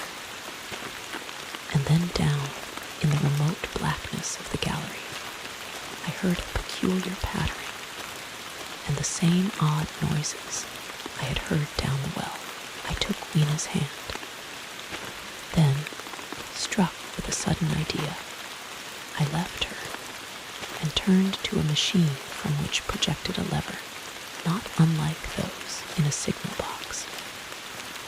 Clambering upon the stand and grasping this lever in my hands, I put all my weight upon it sideways. Suddenly, Lena, deserted in the central aisle, began to whimper. I had judged the strength of the lever pretty correctly, for it snapped after a minute's strain, and I rejoined her with a mace in my hand more than sufficient, I judged, for any Morlock skull I might encounter, and I longed very much to kill a Morlock or so. Very inhuman, you may think, to want to go killing one's own descendants. But it was impossible, somehow, to feel any humanity in the things, only my disinclination to leave Lena, and a persuasion that if I began to slake my thirst for murder my time machine might suffer, restrained me from going straight down the gallery and killing the brutes I heard. Well, mace in one hand and Weena in the other, I went out of that gallery and into another, and still larger one, which at the first glance reminded me of a military chapel hung with tattered flags, the brown and charred rags that hung from the sides of it I presently recognized as the decaying vestiges of books. They had long since dropped to pieces, and every semblance of print had left them, but here and there were warped boards and cracked metallic clasps that told the tale well enough. Had I been a literary man, I might, perhaps, have moralized upon the futility of all ambition, but as it was, the thing that struck me with keenest force was the enormous waste of labor to which this somber wilderness of rotting paper testified. At the time, I will confess that I thought chiefly of the philosophical transactions and my own 17 papers upon physical optics. Then, going up a broad staircase, we came to what may once have been a gallery of technical chemistry. And here I had not a little hope of useful discoveries, except at one end where the roof had collapsed. This gallery was well preserved. I went eagerly to every unbroken case, and at last, in one of the really airtight cases, I found a box of matches. Very eagerly I tried them. They were perfectly good. They were not even damp. I turned to Weena. "Dance," I cried to her in her own tongue. For now, I had a weapon indeed against the horrible creatures we feared. And so, in that derelict museum, upon the thick, soft carpeting of dust, to Weena's huge delight, I solemnly performed a kind of composite dance, whistling the land of the Lille as cheerfully as I could. In part, it was a modest can-can, in part, a step dance, in part, a skirt dance, so far as my tailcoat permitted, and in part original. For I am naturally inventive, as you know. Now, I still think that for this box of matches to have escaped the wear of time for immemorial years was a most strange. As for me, it was a most fortunate thing. Yet, oddly enough, I found a far unlikelier substance, and that was camphor. I found it in a sealed jar that by chance, I suppose, had been really hermetically sealed. I fancied at first that it was paraffin wax, and smashed the glass accordingly, but the odor of camphor was unmistakable. In the universal decay, this volatile substance had chanced to survive, perhaps through many thousands of centuries. It reminded me of a sepia painting I had once seen done from the ink of a fossil belemnite that must have perished and become fossilized millions of years ago. I was about to throw it away, but I remembered that it was inflammable and burnt with a good bright flame was, in fact, an excellent candle, and I put it in my pocket. I found no explosives, however, nor any means of breaking down the bronze doors. As yet my iron crowbar was the most helpful thing I had chanced upon. Nevertheless, I left that gallery greatly elated. I cannot tell you all the story of that long afternoon.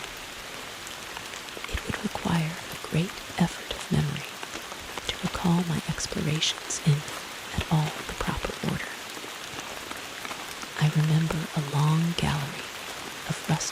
bronze of arms, and how I hesitated between my crowbar and a hatchet or a sword. I could not carry both, however, and my bar of iron promised best against the bronze gates. There were numbers of guns, pistols, and rifles. The most were masses of rust, but many were of some new metal, and still fairly sound. But any cartridges or powder there may once have been had rotted into dust. One corner I saw was charred and shattered, perhaps, I thought, by an explosion among the specimens. In another place was a vast array of idols, Polynesian, Mexican, Grecian, Phoenician, every country on earth, I should think. And here, yielding to an irresistible impulse, I wrote my name upon the nose of a steatite monster from South America that particularly took my fancy. As the evening drew on, my interest waned. I went through gallery after gallery, dusty, silent, often ruinous. The exhibits sometimes mere heaps of rust and lignite, sometimes fresher. In one place, I suddenly found myself near the model of a tin mine, and then, by the merest accident, I discovered, in an airtight case, 2 dynamite cartridges. I shouted Eureka, and smashed the case with joy. Then came a doubt. I hesitated. Then, selecting a little side gallery, I made my essay. I never felt such a disappointment as I did in waiting 5, 10, 15 minutes for an explosion that never came. Of course, the things were dummies, as I might have guessed from their presence. I really believe that had they not been so, I should have rushed off incontinently and blown sphinx, bronze doors, and as it proved my chances of finding the time machine altogether into non-existence. It was after that, I think, that we came to a little open court within the palace. It was turfed and had 3 fruit trees, so we rested and refreshed ourselves. Towards sunset, I began to consider our position. Night was creeping upon us, and my inaccessible hiding place had still to be found. But that troubled me very little now.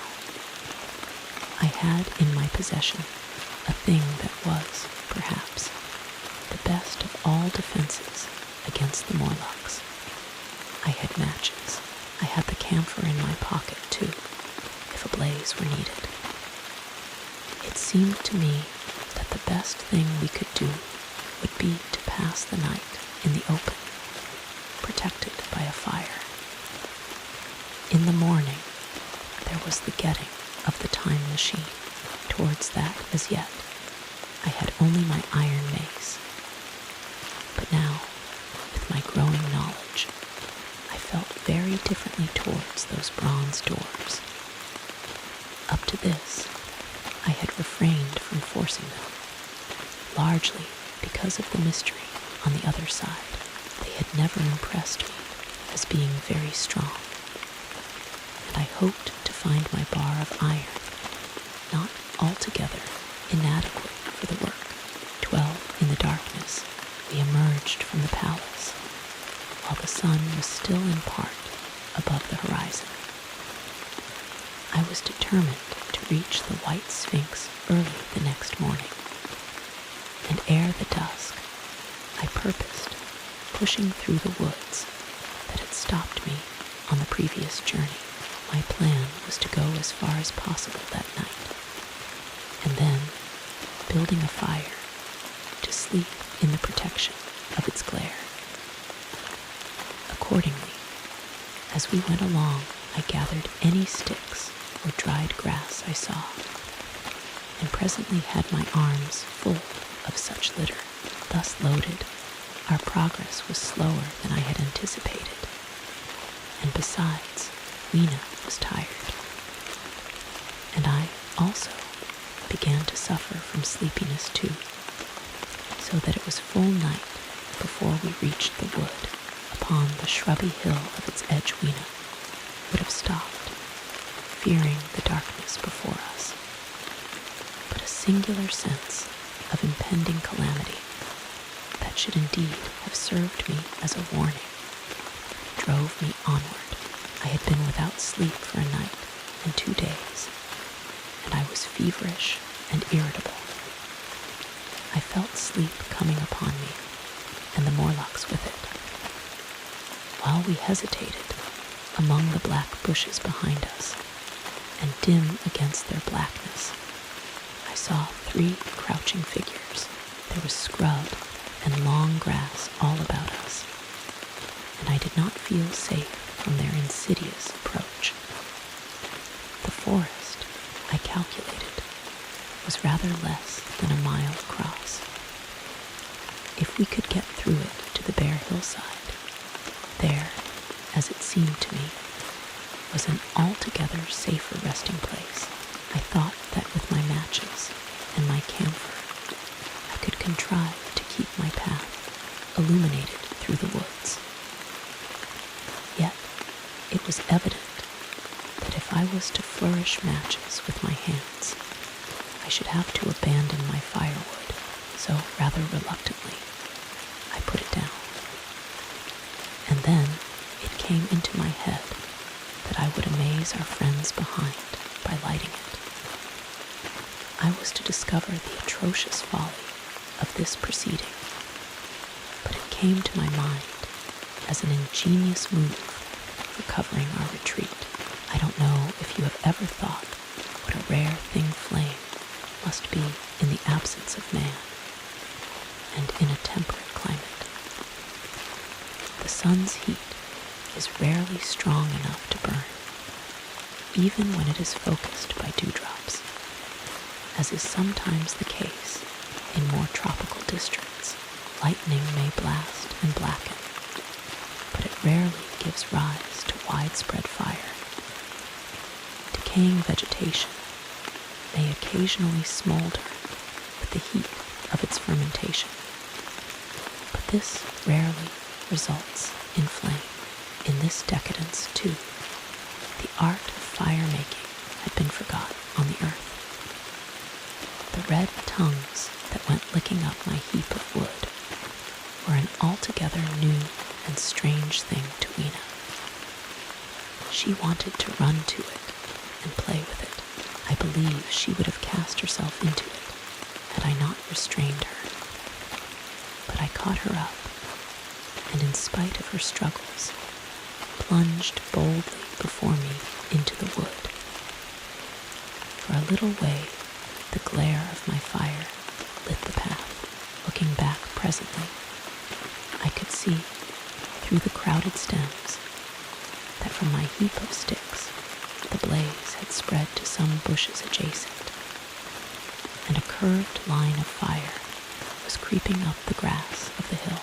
I laughed at that, and turned again to the dark trees before me. It was very black, and Weena clung to me convulsively, but there was still, as my eyes grew accustomed to the darkness, sufficient light for me to avoid the stems. Overhead, it was simply black, except where a gap of remote blue sky shone down upon us here and there. I lit none of my matches, because I had no hand free. Upon my left arm I carried my little one. In my right hand I had my iron bar. For some way I heard nothing but the crackling twigs under my feet, the faint rustle of the breeze above, and my own breathing, and the throb of the blood vessels in my ears. Then I seemed to know of a pattering behind me. I pushed on grimly. The pattering grew more distinct, and then I caught the same queer sound voices I had heard in the underworld. There were evidently several of the Morlocks, and they were closing in upon me. Indeed, in another minute, I felt a tug at my coat, then something at my arm, and Weena shivered violently and became quite still. It was time for a match, but to get one, I must put her down.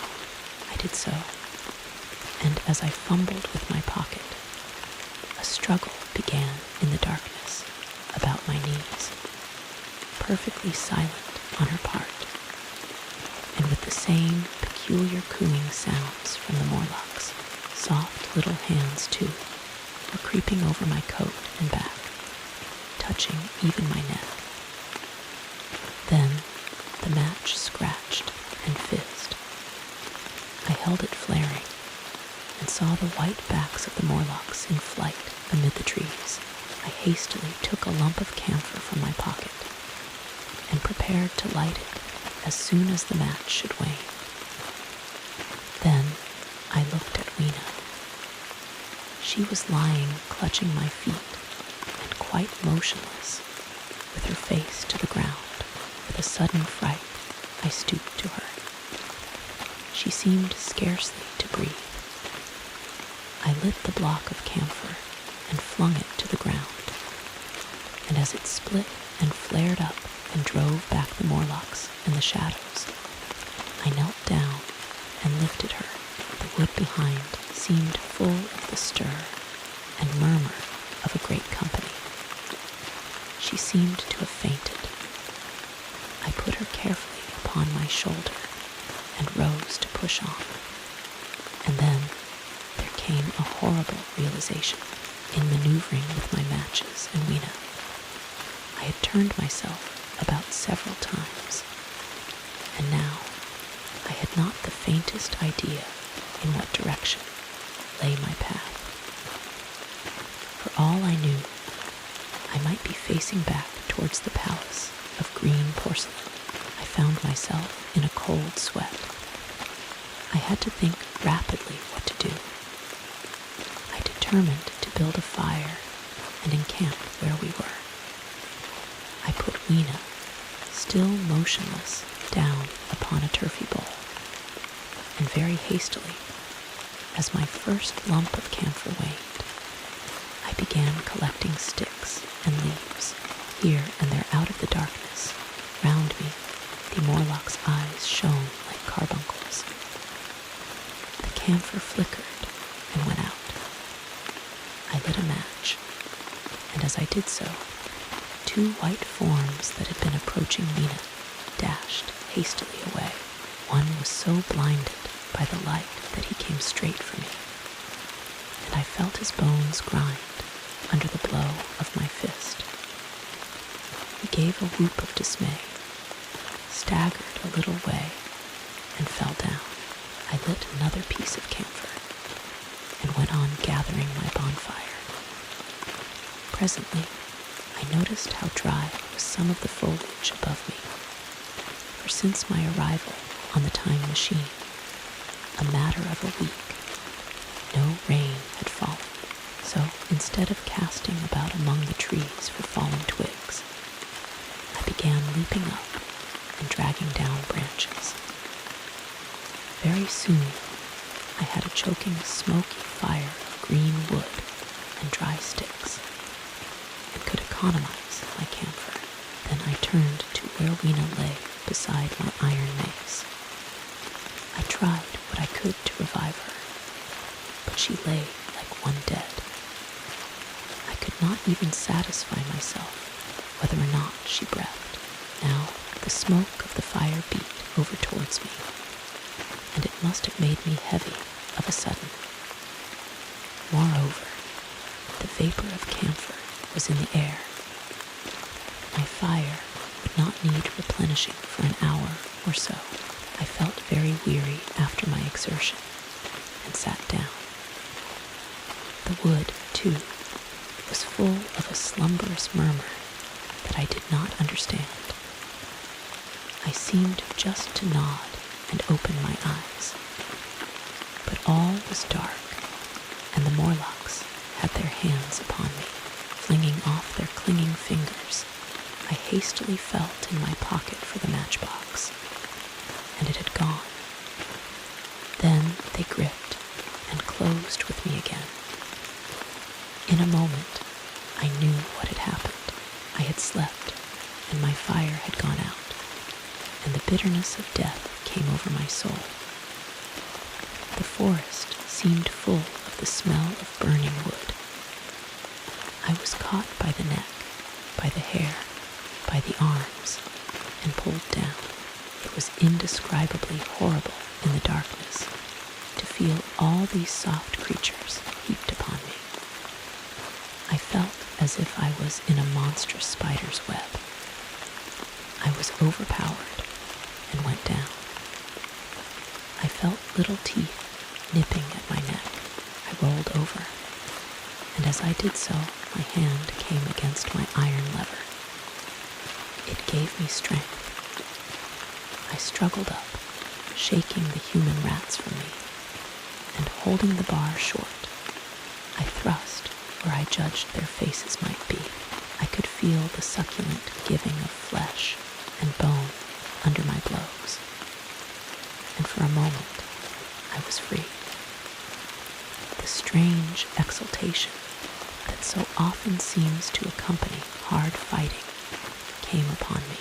I knew that both I and Weena were lost, but I determined to make the Morlocks pay for their meat. I stood with my back to a tree, swinging the iron bar before me. The whole wood was full of the stir and cries of them. A minute passed. Their voices seemed to rise to a higher pitch of excitement, and their movements grew faster. Yet none came within reach. I stood glaring at the blackness. Then suddenly came hope. What if the Morlocks were afraid, and close on the heels of that came a strange thing? The darkness seemed to grow luminous. Very dimly, I began to see the Morlocks about me, 3 battered at my feet. And then I recognized, with incredulous surprise, that the others were running in an incessant stream, as it seemed, from behind me, and away through the wood in front, and their backs seemed no longer white, but reddish.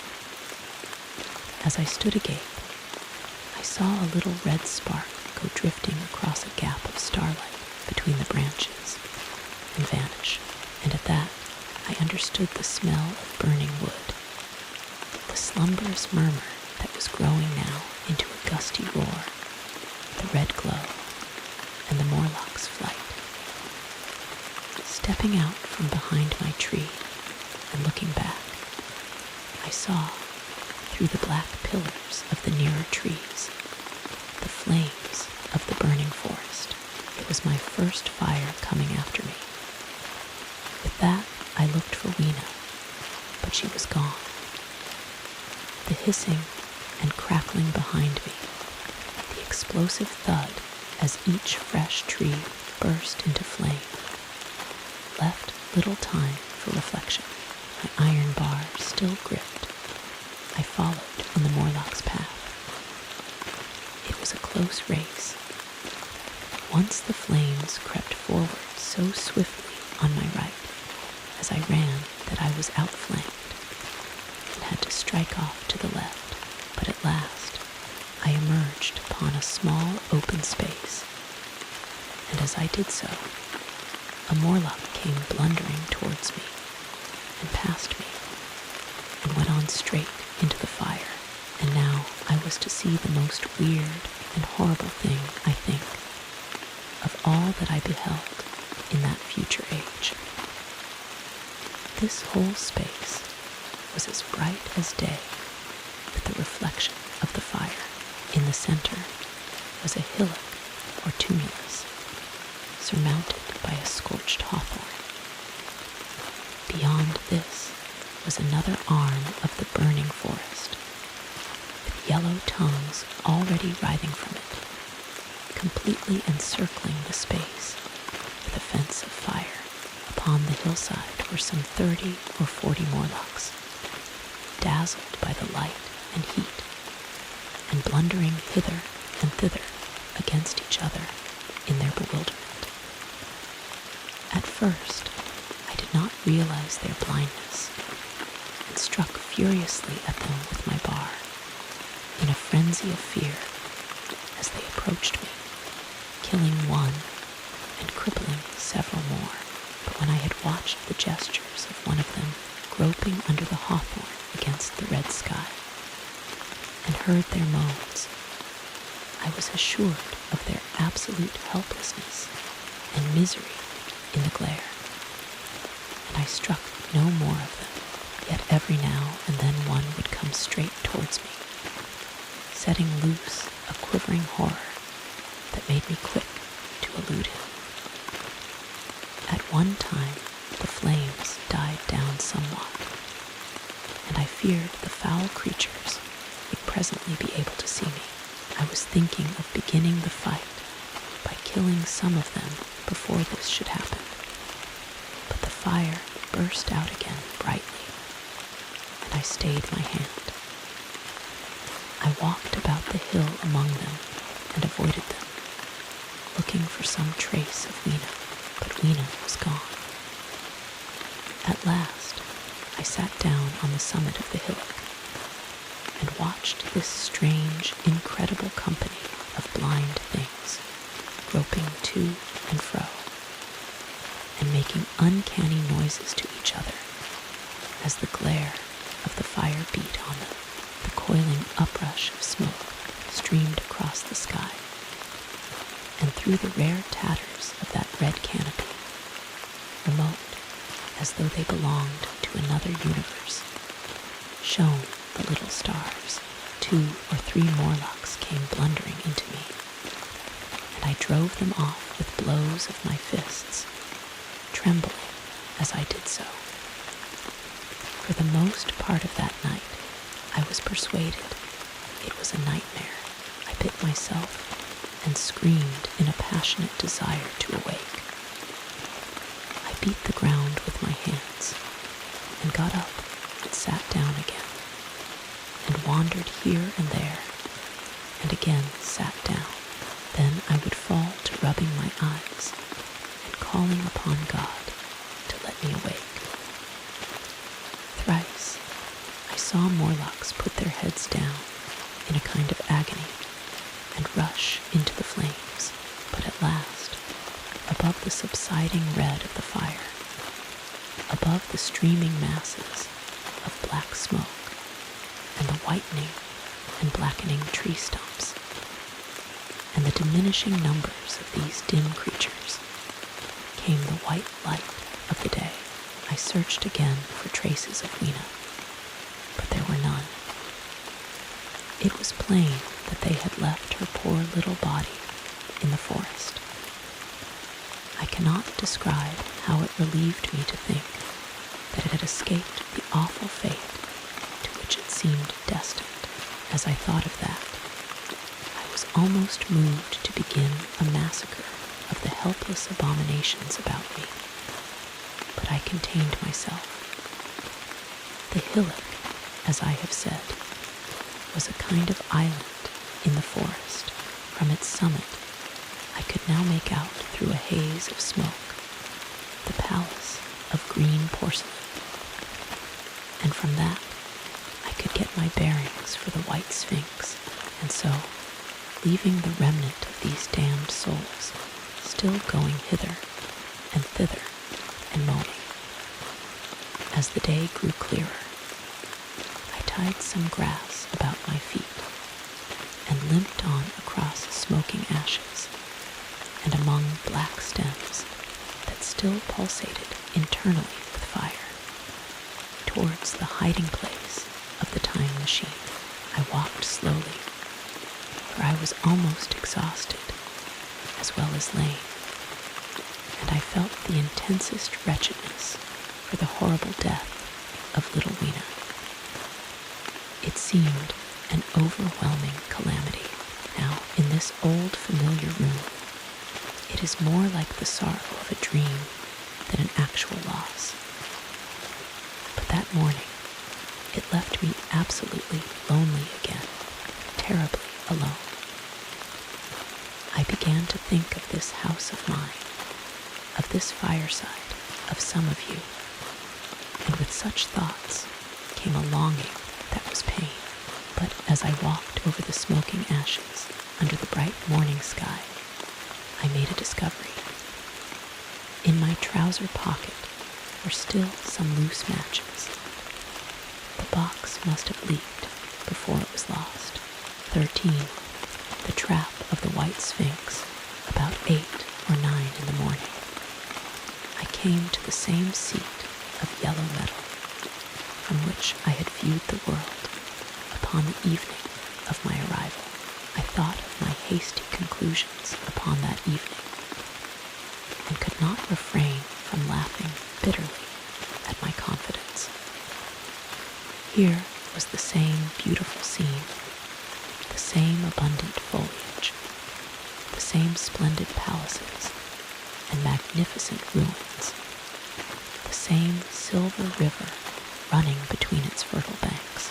The gay robes of the beautiful people moved hither and thither among the trees. Some were bathing in exactly the place where I had saved Weena, and that suddenly gave me a keen stab of pain, and like blots upon the landscape rose the cupolas above the ways to the underworld. I understood now what all the beauty of the overworld people covered. Very pleasant was their day, as pleasant as the day of the cattle in the field. Like the cattle, they knew of no enemies and provided against no needs, and their end was the same. I grieved to think how brief the dream of the human intellect had been. It had committed suicide.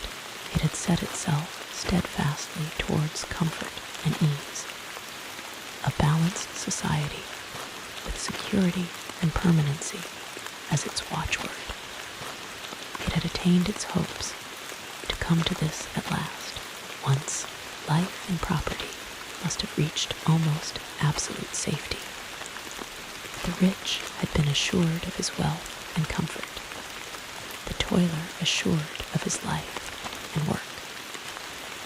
No doubt, in that perfect world, there had been no unemployed problem, no social question left unsolved, and a great quiet had followed.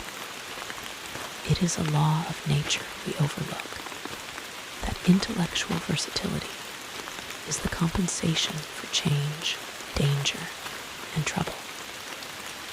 An animal perfectly in harmony with its environment is a perfect mechanism. Nature never appeals to intelligence until habit and instinct are useless. There is no intelligence where there is no change and no need of change. Only those animals partake of intelligence that have to meet a huge variety of needs and dangers. So, as I see it, the upper-world man had drifted towards his feeble prettiness, and the underworld to mere mechanical industry. But that perfect state had lacked one thing even for mechanical perfection: absolute permanency. Apparently, as time went on, the feeding of an underworld, however it was effected, had become disjointed. Mother Necessity, who had been staved off for a few thousand years, came back again, and she began below, the underworld being in contact with machinery, which, however perfect, still needs some little thought outside habit, had probably retained perforce rather more initiative, if less of every other human character than the upper. And when other meat failed them, they turned to what old habit had hitherto forbidden. So I say I saw it in my last view of the world of 800 and 2,701. It may be as wrong an explanation as mortal wit could invent. It is how the thing shaped itself to me, and as that I give it to you. After the fatigues, excitements, and terrors of the past days, and in spite of my grief, this seat and the tranquil view and the warm sunlight were very pleasant. I was very tired and sleepy, and soon my theorizing passed into dozing. Catching myself at that, I took my own hint, and spreading myself out upon the turf, I had a long and refreshing sleep. I awoke a little before sunsetting. I now felt safe against being caught napping by the Morlocks, and stretching myself, I came on down the hill towards the White Sphinx. I had my crowbar in one hand, and the other hand played with the matches in my pocket, and now came a most unexpected thing. As I approached the pedestal of the Sphinx, I found the bronze valves were open. They had slid down into grooves. At that, I stopped short before them, hesitating to enter. Within was a small apartment, and on a raised place in the corner of this was the time machine. I had the small levers in my pocket. So here, after all my elaborate preparations for the siege of the White Sphinx, was a meek surrender. I threw my iron bar away, almost sorry not to use it. A sudden thought came into my head as I stooped towards the portal. For once, at least, I grasped the mental operations of the Morlocks, suppressing a strong inclination to laugh. I stepped through the bronze frame and up to the time machine. I was surprised to find it had been carefully oiled and cleaned. I have suspected since that the Morlocks had even partially taken it to pieces, while trying in their dim way to grasp its purpose. Now, as I stood and examined it, finding a pleasure in the mere touch of the contrivance, the thing I had expected happened. The bronze panels suddenly slid up and struck the frame with a clang. I was in the dark, trapped. So the Morlocks thought. At that, I chuckled gleefully. I could already hear their murmuring laughter as they came towards me. Very calmly, I tried to strike the match. I had only to fix on the levers and depart, then like a ghost. But I had overlooked one little thing. The matches were of that abominable kind that light only on the box. You may imagine how all my calm vanished. The little brutes were close upon me. One touched me. I made a sweeping blow in the dark at them with the levers, and began to scramble into the saddle of the machine. Then came one hand upon me, and then another. Then I had simply to fight against their persistent fingers for my levers, and at the same time feel for the studs over which these fitted. One, indeed, they almost got away from me. As it slipped from my hand, I had to butt in the dark with my head. I could hear the Morlock's skull ring to recover it. It was a nearer thing than the fight in the forest, I think, this last scramble. But at last the lever was fixed and pulled over. The clinging hands slipped from me. The darkness presently fell from my eyes. I found myself in the same gray light and tumult I have already described. 14. The further vision. I have already told you of the sickness and confusion that comes with time traveling. And this time, I was not seated properly in the saddle, but sideways and in an unstable fashion for an indefinite time. I clung to the machine as it swayed and vibrated, quite unheeding how I went. And when I brought myself to look at the dials again, I was amazed to find where I had arrived. One dial records days, and another thousands of days, another millions of days, and another thousands of millions. Now, instead of reversing the levers, I had pulled them over so as to go forward with them. And when I came to look at these indicators, I found that the thousand's hand was sweeping round as fast as the second's hand of a watch into futurity. As I drove on, a peculiar change crept over the appearance of things. The palpitating grayness grew darker. Then, though I was still traveling with prodigious velocity, the blinking succession of day and night, which was usually indicative of a slower pace, returned and grew more and more marked. This puzzled me very much at first. The alternations of night and day grew slower and slower, and so did the passage of the sun across the sky, until they seemed to stretch through centuries. At last, a steady twilight brooded over the earth, a twilight only broken now. And then, when a comet glared across the darkling sky, the band of light that had indicated the sun had long since disappeared, for the sun had ceased to set. It simply rose and fell in the west, and grew ever broader and more red. All trace of the moon had vanished. The circling of the stars, growing slower and slower, had given place to creeping points of light.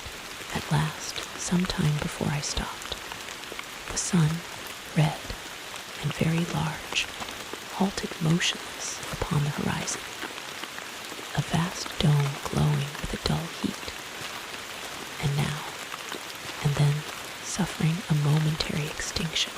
At one time, it had for a little while glowed more brilliantly again, but it speedily reverted to its sullen red heat. I perceived by this slowing down of its rising and setting that the work of the tidal drag was done. The earth had come to rest with one face to the sun, even as in our own time the moon faces the earth. Very cautiously, for I remembered my former headlong fall, I began to reverse my motion, slower and slower with the circling hands, until the thousands one seemed motionless, and the daily one was no longer a mere mist upon its scale. Still slower, until the dim outlines of a desolate beach grew visible. I stopped very gently and sat upon the time machine, looking round. The sky was no longer blue. Northeastward it was inky black, and out of the blackness shone brightly and steadily the pale white stars. Overhead it was a deep Indian red and starless, and southeastward it grew brighter to a glowing scarlet, where, cut by the horizon, lay the huge hull of the sun, red and motionless. The rocks about me were of a harsh reddish color, and all the trace of life that I could see at first was the intensely green vegetation that covered every projecting point on their southeastern face. It was the same rich green that one sees on forest moss or on the lichen in caves, plants which like these grow in a perpetual twilight. The machine was standing on a sloping beach, The sea stretched away to the southwest, to rise into a sharp, bright horizon against the wan sky. There were no breakers and no waves, for not a breath of wind was stirring. Only a slight, oily swell rose and fell like a gentle breathing, and showed that the eternal sea was still moving and living. And along the margin, where the water sometimes broke, was a thick incrustation of salt, pink under the lurid sky. There was a sense of oppression in my head, and I noticed that I was breathing very fast. The sensation reminded me of my only experience of mountaineering, and from that I judged the air to be more rarefied than it is now. Far away up the desolate slope, I heard a harsh scream and saw a thing like a huge white butterfly go slanting and fluttering up into the sky and circling, disappear over some low hillocks beyond. The sound of its voice was so dismal that I shivered and seated myself more firmly upon the machine.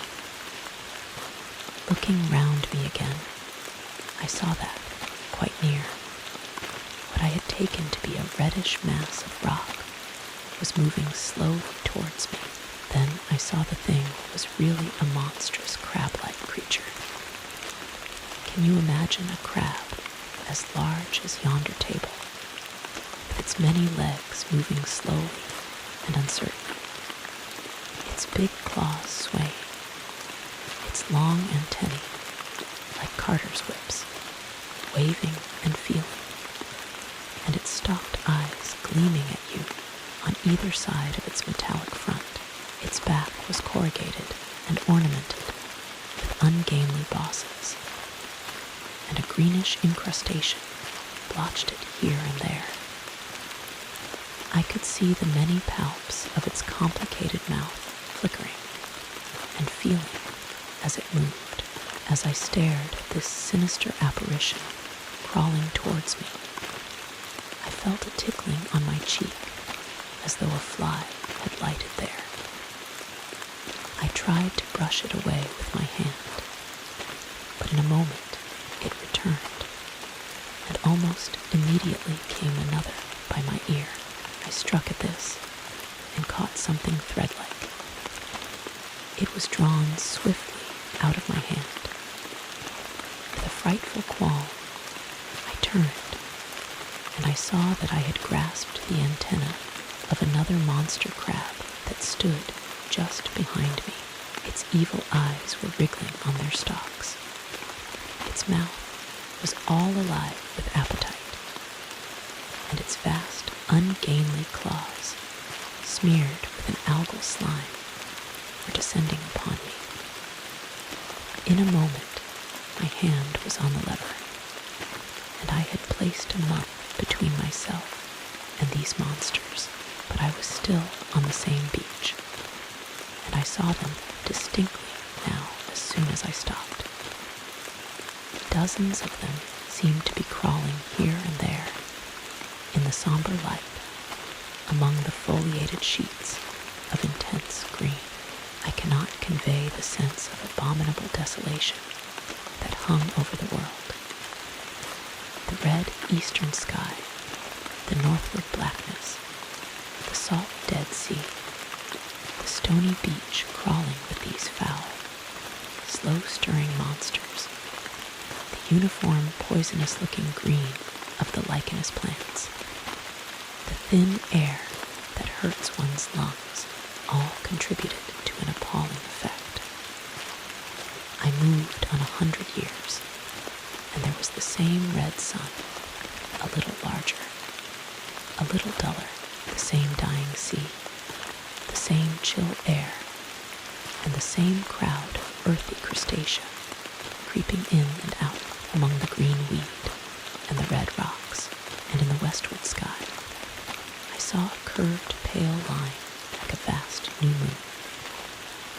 So I traveled, stopping ever and again, in great strides of 1,000 years or more, drawn on by the mystery of the earth's fate, watching with a strange fascination the sun grow larger and duller in the westward sky, and the life of the old earth ebb away at last, more than 30 million years hence.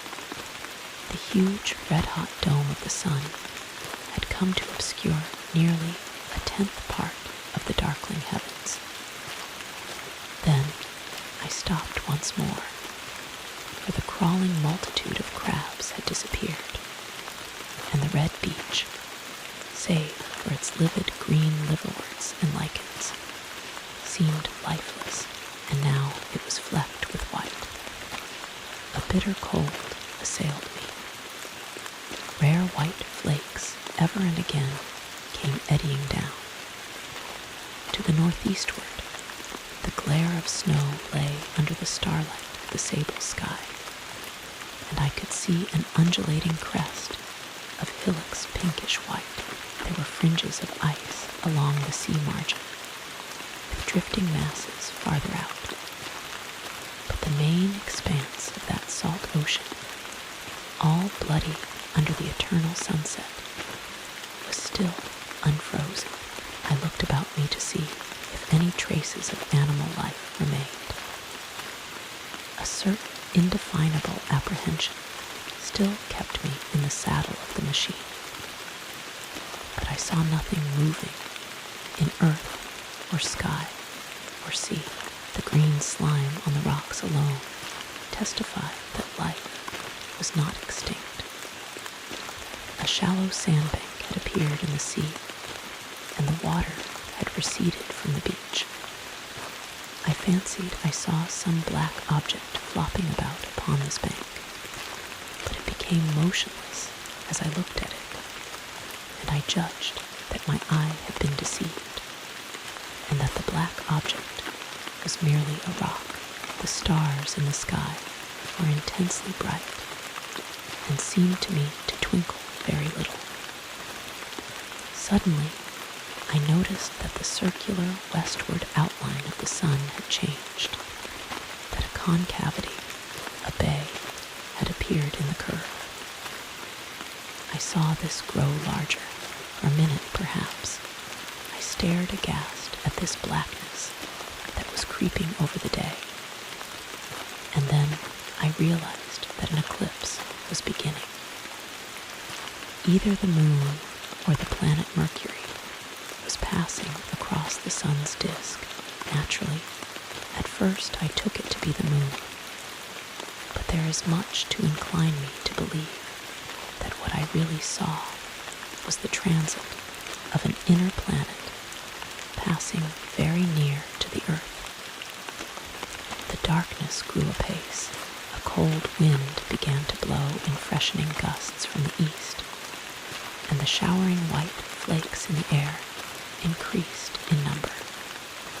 From the edge of the sea came a ripple and whisper. Beyond these lifeless sounds, the world was silent. Silent, it would be hard to convey the stillness of it.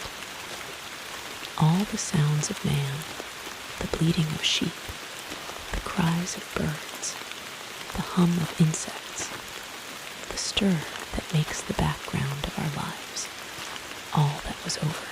As the darkness thickened, the eddying flakes grew more abundant, dancing before my eyes, and the cold of the air more intense. At last, one by one, swiftly, one after the other, the white peaks of the distant hills vanished into blackness. The breeze rose to a moaning wind. I saw the black central shadow of the eclipse sweeping towards me. In another moment, the pale stars alone were visible. All else was rayless obscurity. The sky was absolutely black. A horror of this great darkness came on me. The cold that smote to my marrow, and the pain I felt in breathing, overcame me. I shivered, deadly nausea seized me. Then, like a red-hot bow in the sky, appeared the edge of the sun. I got off the machine to recover myself. I felt giddy and incapable of facing the return journey. As I stood sick and confused, I saw again the moving thing upon the shoal. There was no mistake now that it was a moving thing against the red water of the sea. It was a round thing, the size of a football perhaps, or it may be bigger, and tentacles trailed down from it. It seemed black against the weltering blood-red water, and it was hopping fitfully about. Then I felt I was fainting, but a terrible dread of lying helpless in that remote and awful twilight sustained me while I clambered upon the saddle. 15. The time traveler's return. So I came back. For a long time, I must have been insensible upon the machine. The blinking succession of the days and nights was resumed. The sun got golden again. The sky blue. I breathed with greater freedom. The fluctuating contours of the land ebbed and flowed. The hands spun backward upon the dials. At last, I saw again the dim shadows of houses, the evidences of decadent humanity. These, too, changed and passed, and others came. Presently, when the million dial was at 0, I slackened speed. I began to recognize our own pretty and familiar architecture. The thousand's hand ran back to the starting point. The night and day flapped slower and slower. Then the old walls of the laboratory came round me. Very gently now, I slowed the mechanism down. I saw one little thing that seemed odd to me. I think I have told you that when I set out, before my velocity became very high, Mrs. Watchet had walked across the room, traveling, as it seemed to me, like a rocket. As I returned, I passed again across that minute, and she traversed the laboratory. But now, her every motion appeared to be the exact inversion of her previous ones. The door at the lower end opened, and she glided quietly up the laboratory, back foremost, and disappeared behind the door by which she had previously entered. Just before that I seemed to see Hillier for a moment, but he passed like a flash. Then I stopped the machine and saw about me again the old familiar laboratory, my tools, my appliances, just as I had left them. I got off the thing very shakily and sat down upon my bench. For several minutes I trembled violently. Then I became calmer. Around me was my old workshop again, exactly as it had been. I might have slept there, and the whole thing had been a dream. And yet, not exactly. The thing had started from the southeast corner of the laboratory. It had come to rest again in the northwest, against the wall where you saw it. That gives you the exact distance from my little lawn to the pedestal of the White Sphinx, into which the Morlocks had carried my machine. For a time, my brain went stagnant. Presently, I got up and came through the passage here, limping, because my heel was still painful and feeling sorely begrimed. I saw the Pall Mall Gazette on the table by the door. I found the date was indeed today, and looking at the timepiece, saw the hour was almost 8 o'clock. I heard your voices and the clatter of plates. I hesitated. I felt so sick and weak. Then I sniffed good wholesome meat and opened the door on you. You know the rest.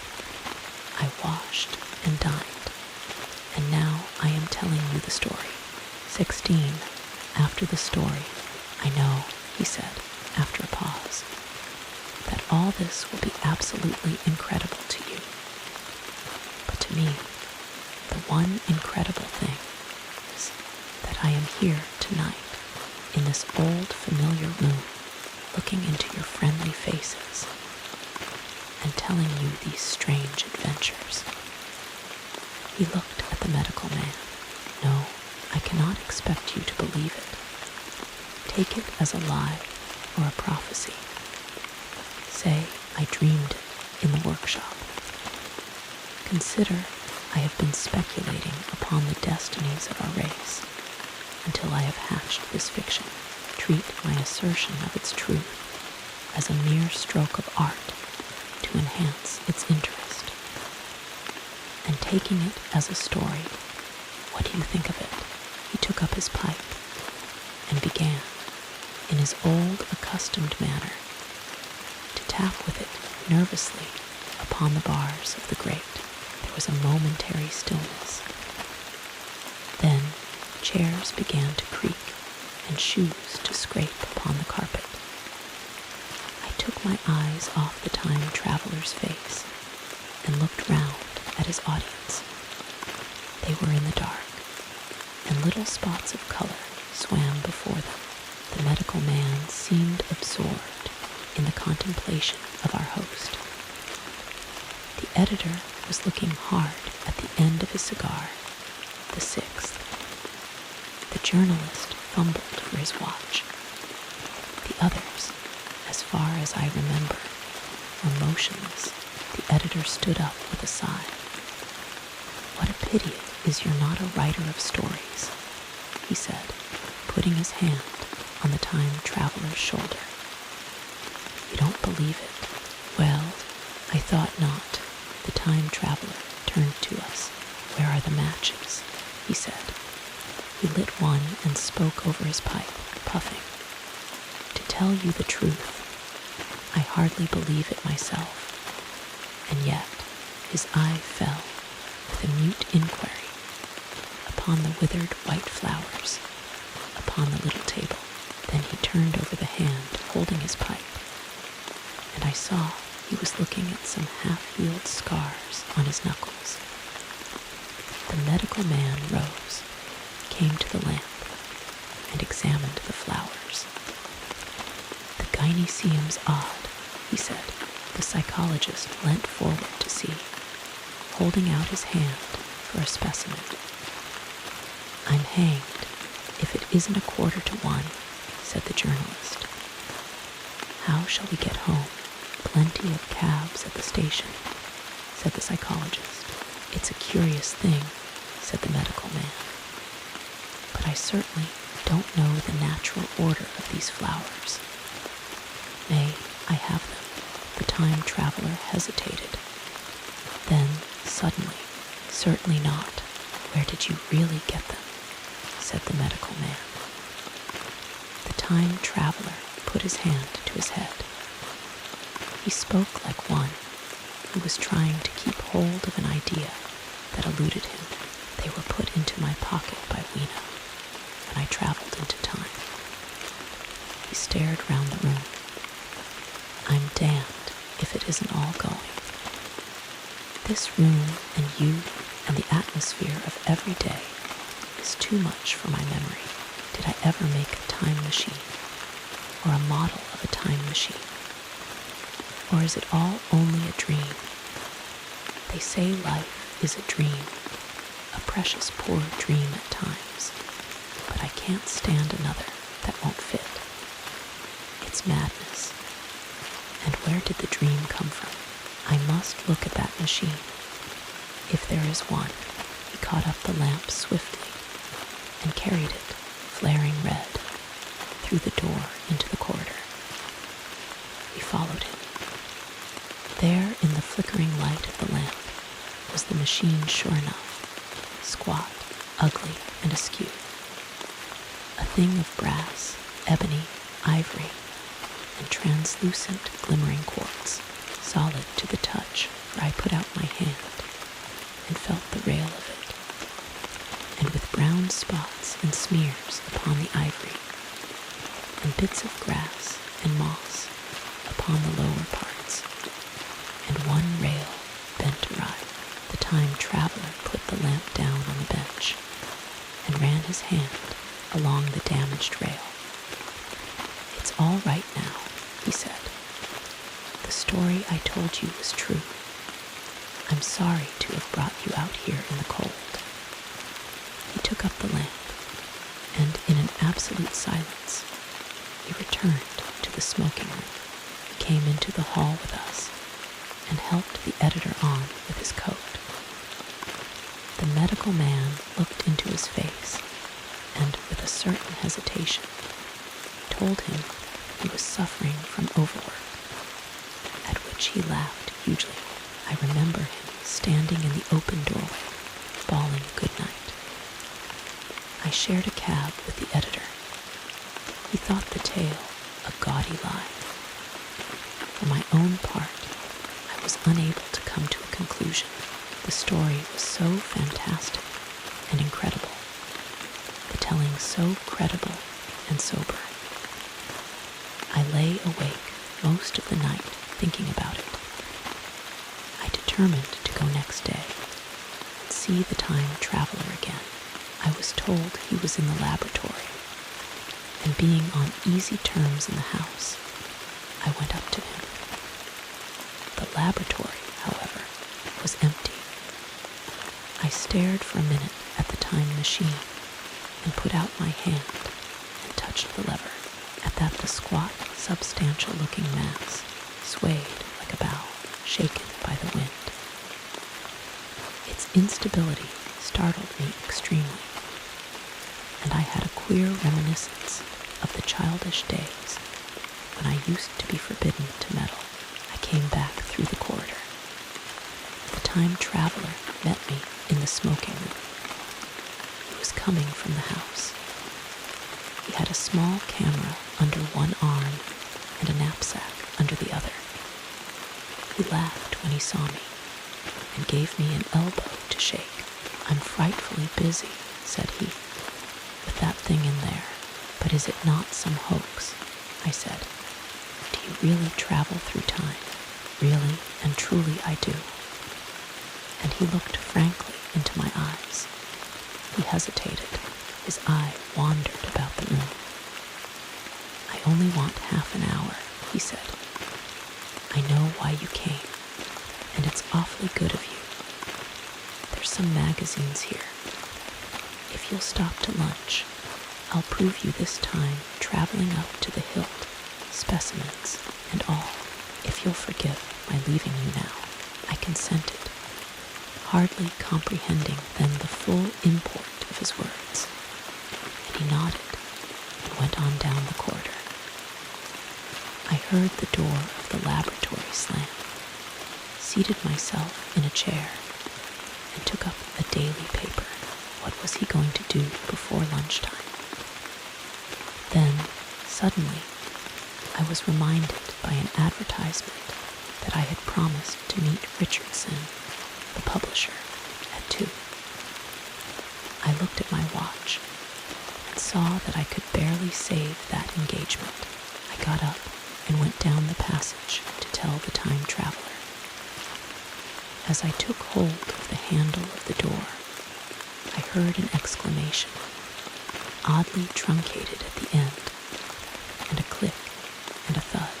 A gust of air whirled round me as I opened the door, and from within came the sound of broken glass falling on the floor. The time traveler was not there. I seemed to see a ghostly, indistinct figure sitting in a whirling mass of black and brass for a moment.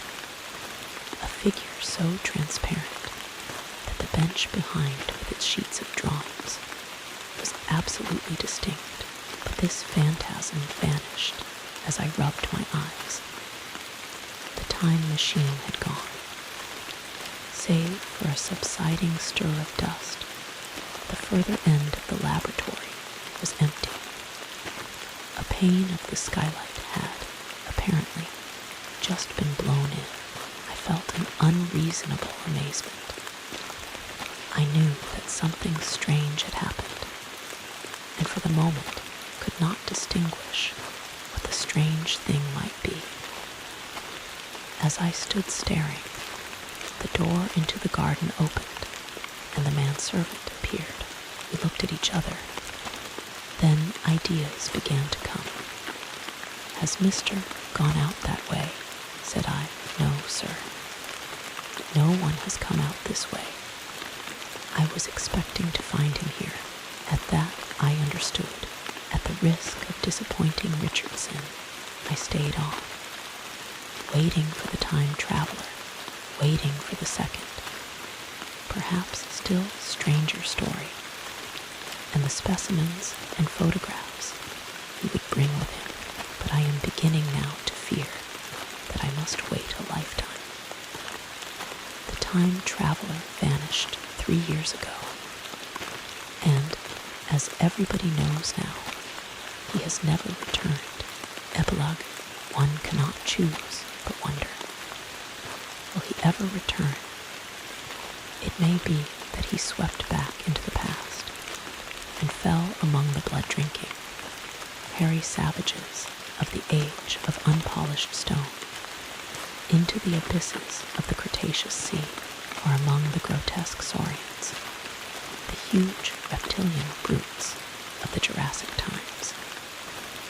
He may even now, if I may use the phrase, be wandering on some plesiosaurus-haunted oolitic coral reef, or beside the lonely saline seas of the Triassic Age. Or did he go forward into one of the nearer ages, in which men are still men, but with the riddles of our own time answered, and its wearisome problems solved, into the manhood of the race? For I, for my own part, cannot think that these latter days of weak experiment, fragmentary theory, and mutual discord are indeed man's culminating time. I say, for my own part, he, I know, for the question had been discussed among us long before the time machine was made thought, but cheerlessly, of the advancement of mankind, and saw in the growing pile of civilization only a foolish heaping that must inevitably fall back upon and destroy its makers in the end. If that is so, it remains for us to live as though it were not so. But to me, the future is still black and blank, is a vast ignorance, lit at a few casual places by the memory of his story, and I have by me, for my comfort, 2 strange white flowers shriveled now, and brown and flat and brittle, to witness that even when mind and strength had gone, gratitude and a mutual tenderness still lived on in the heart of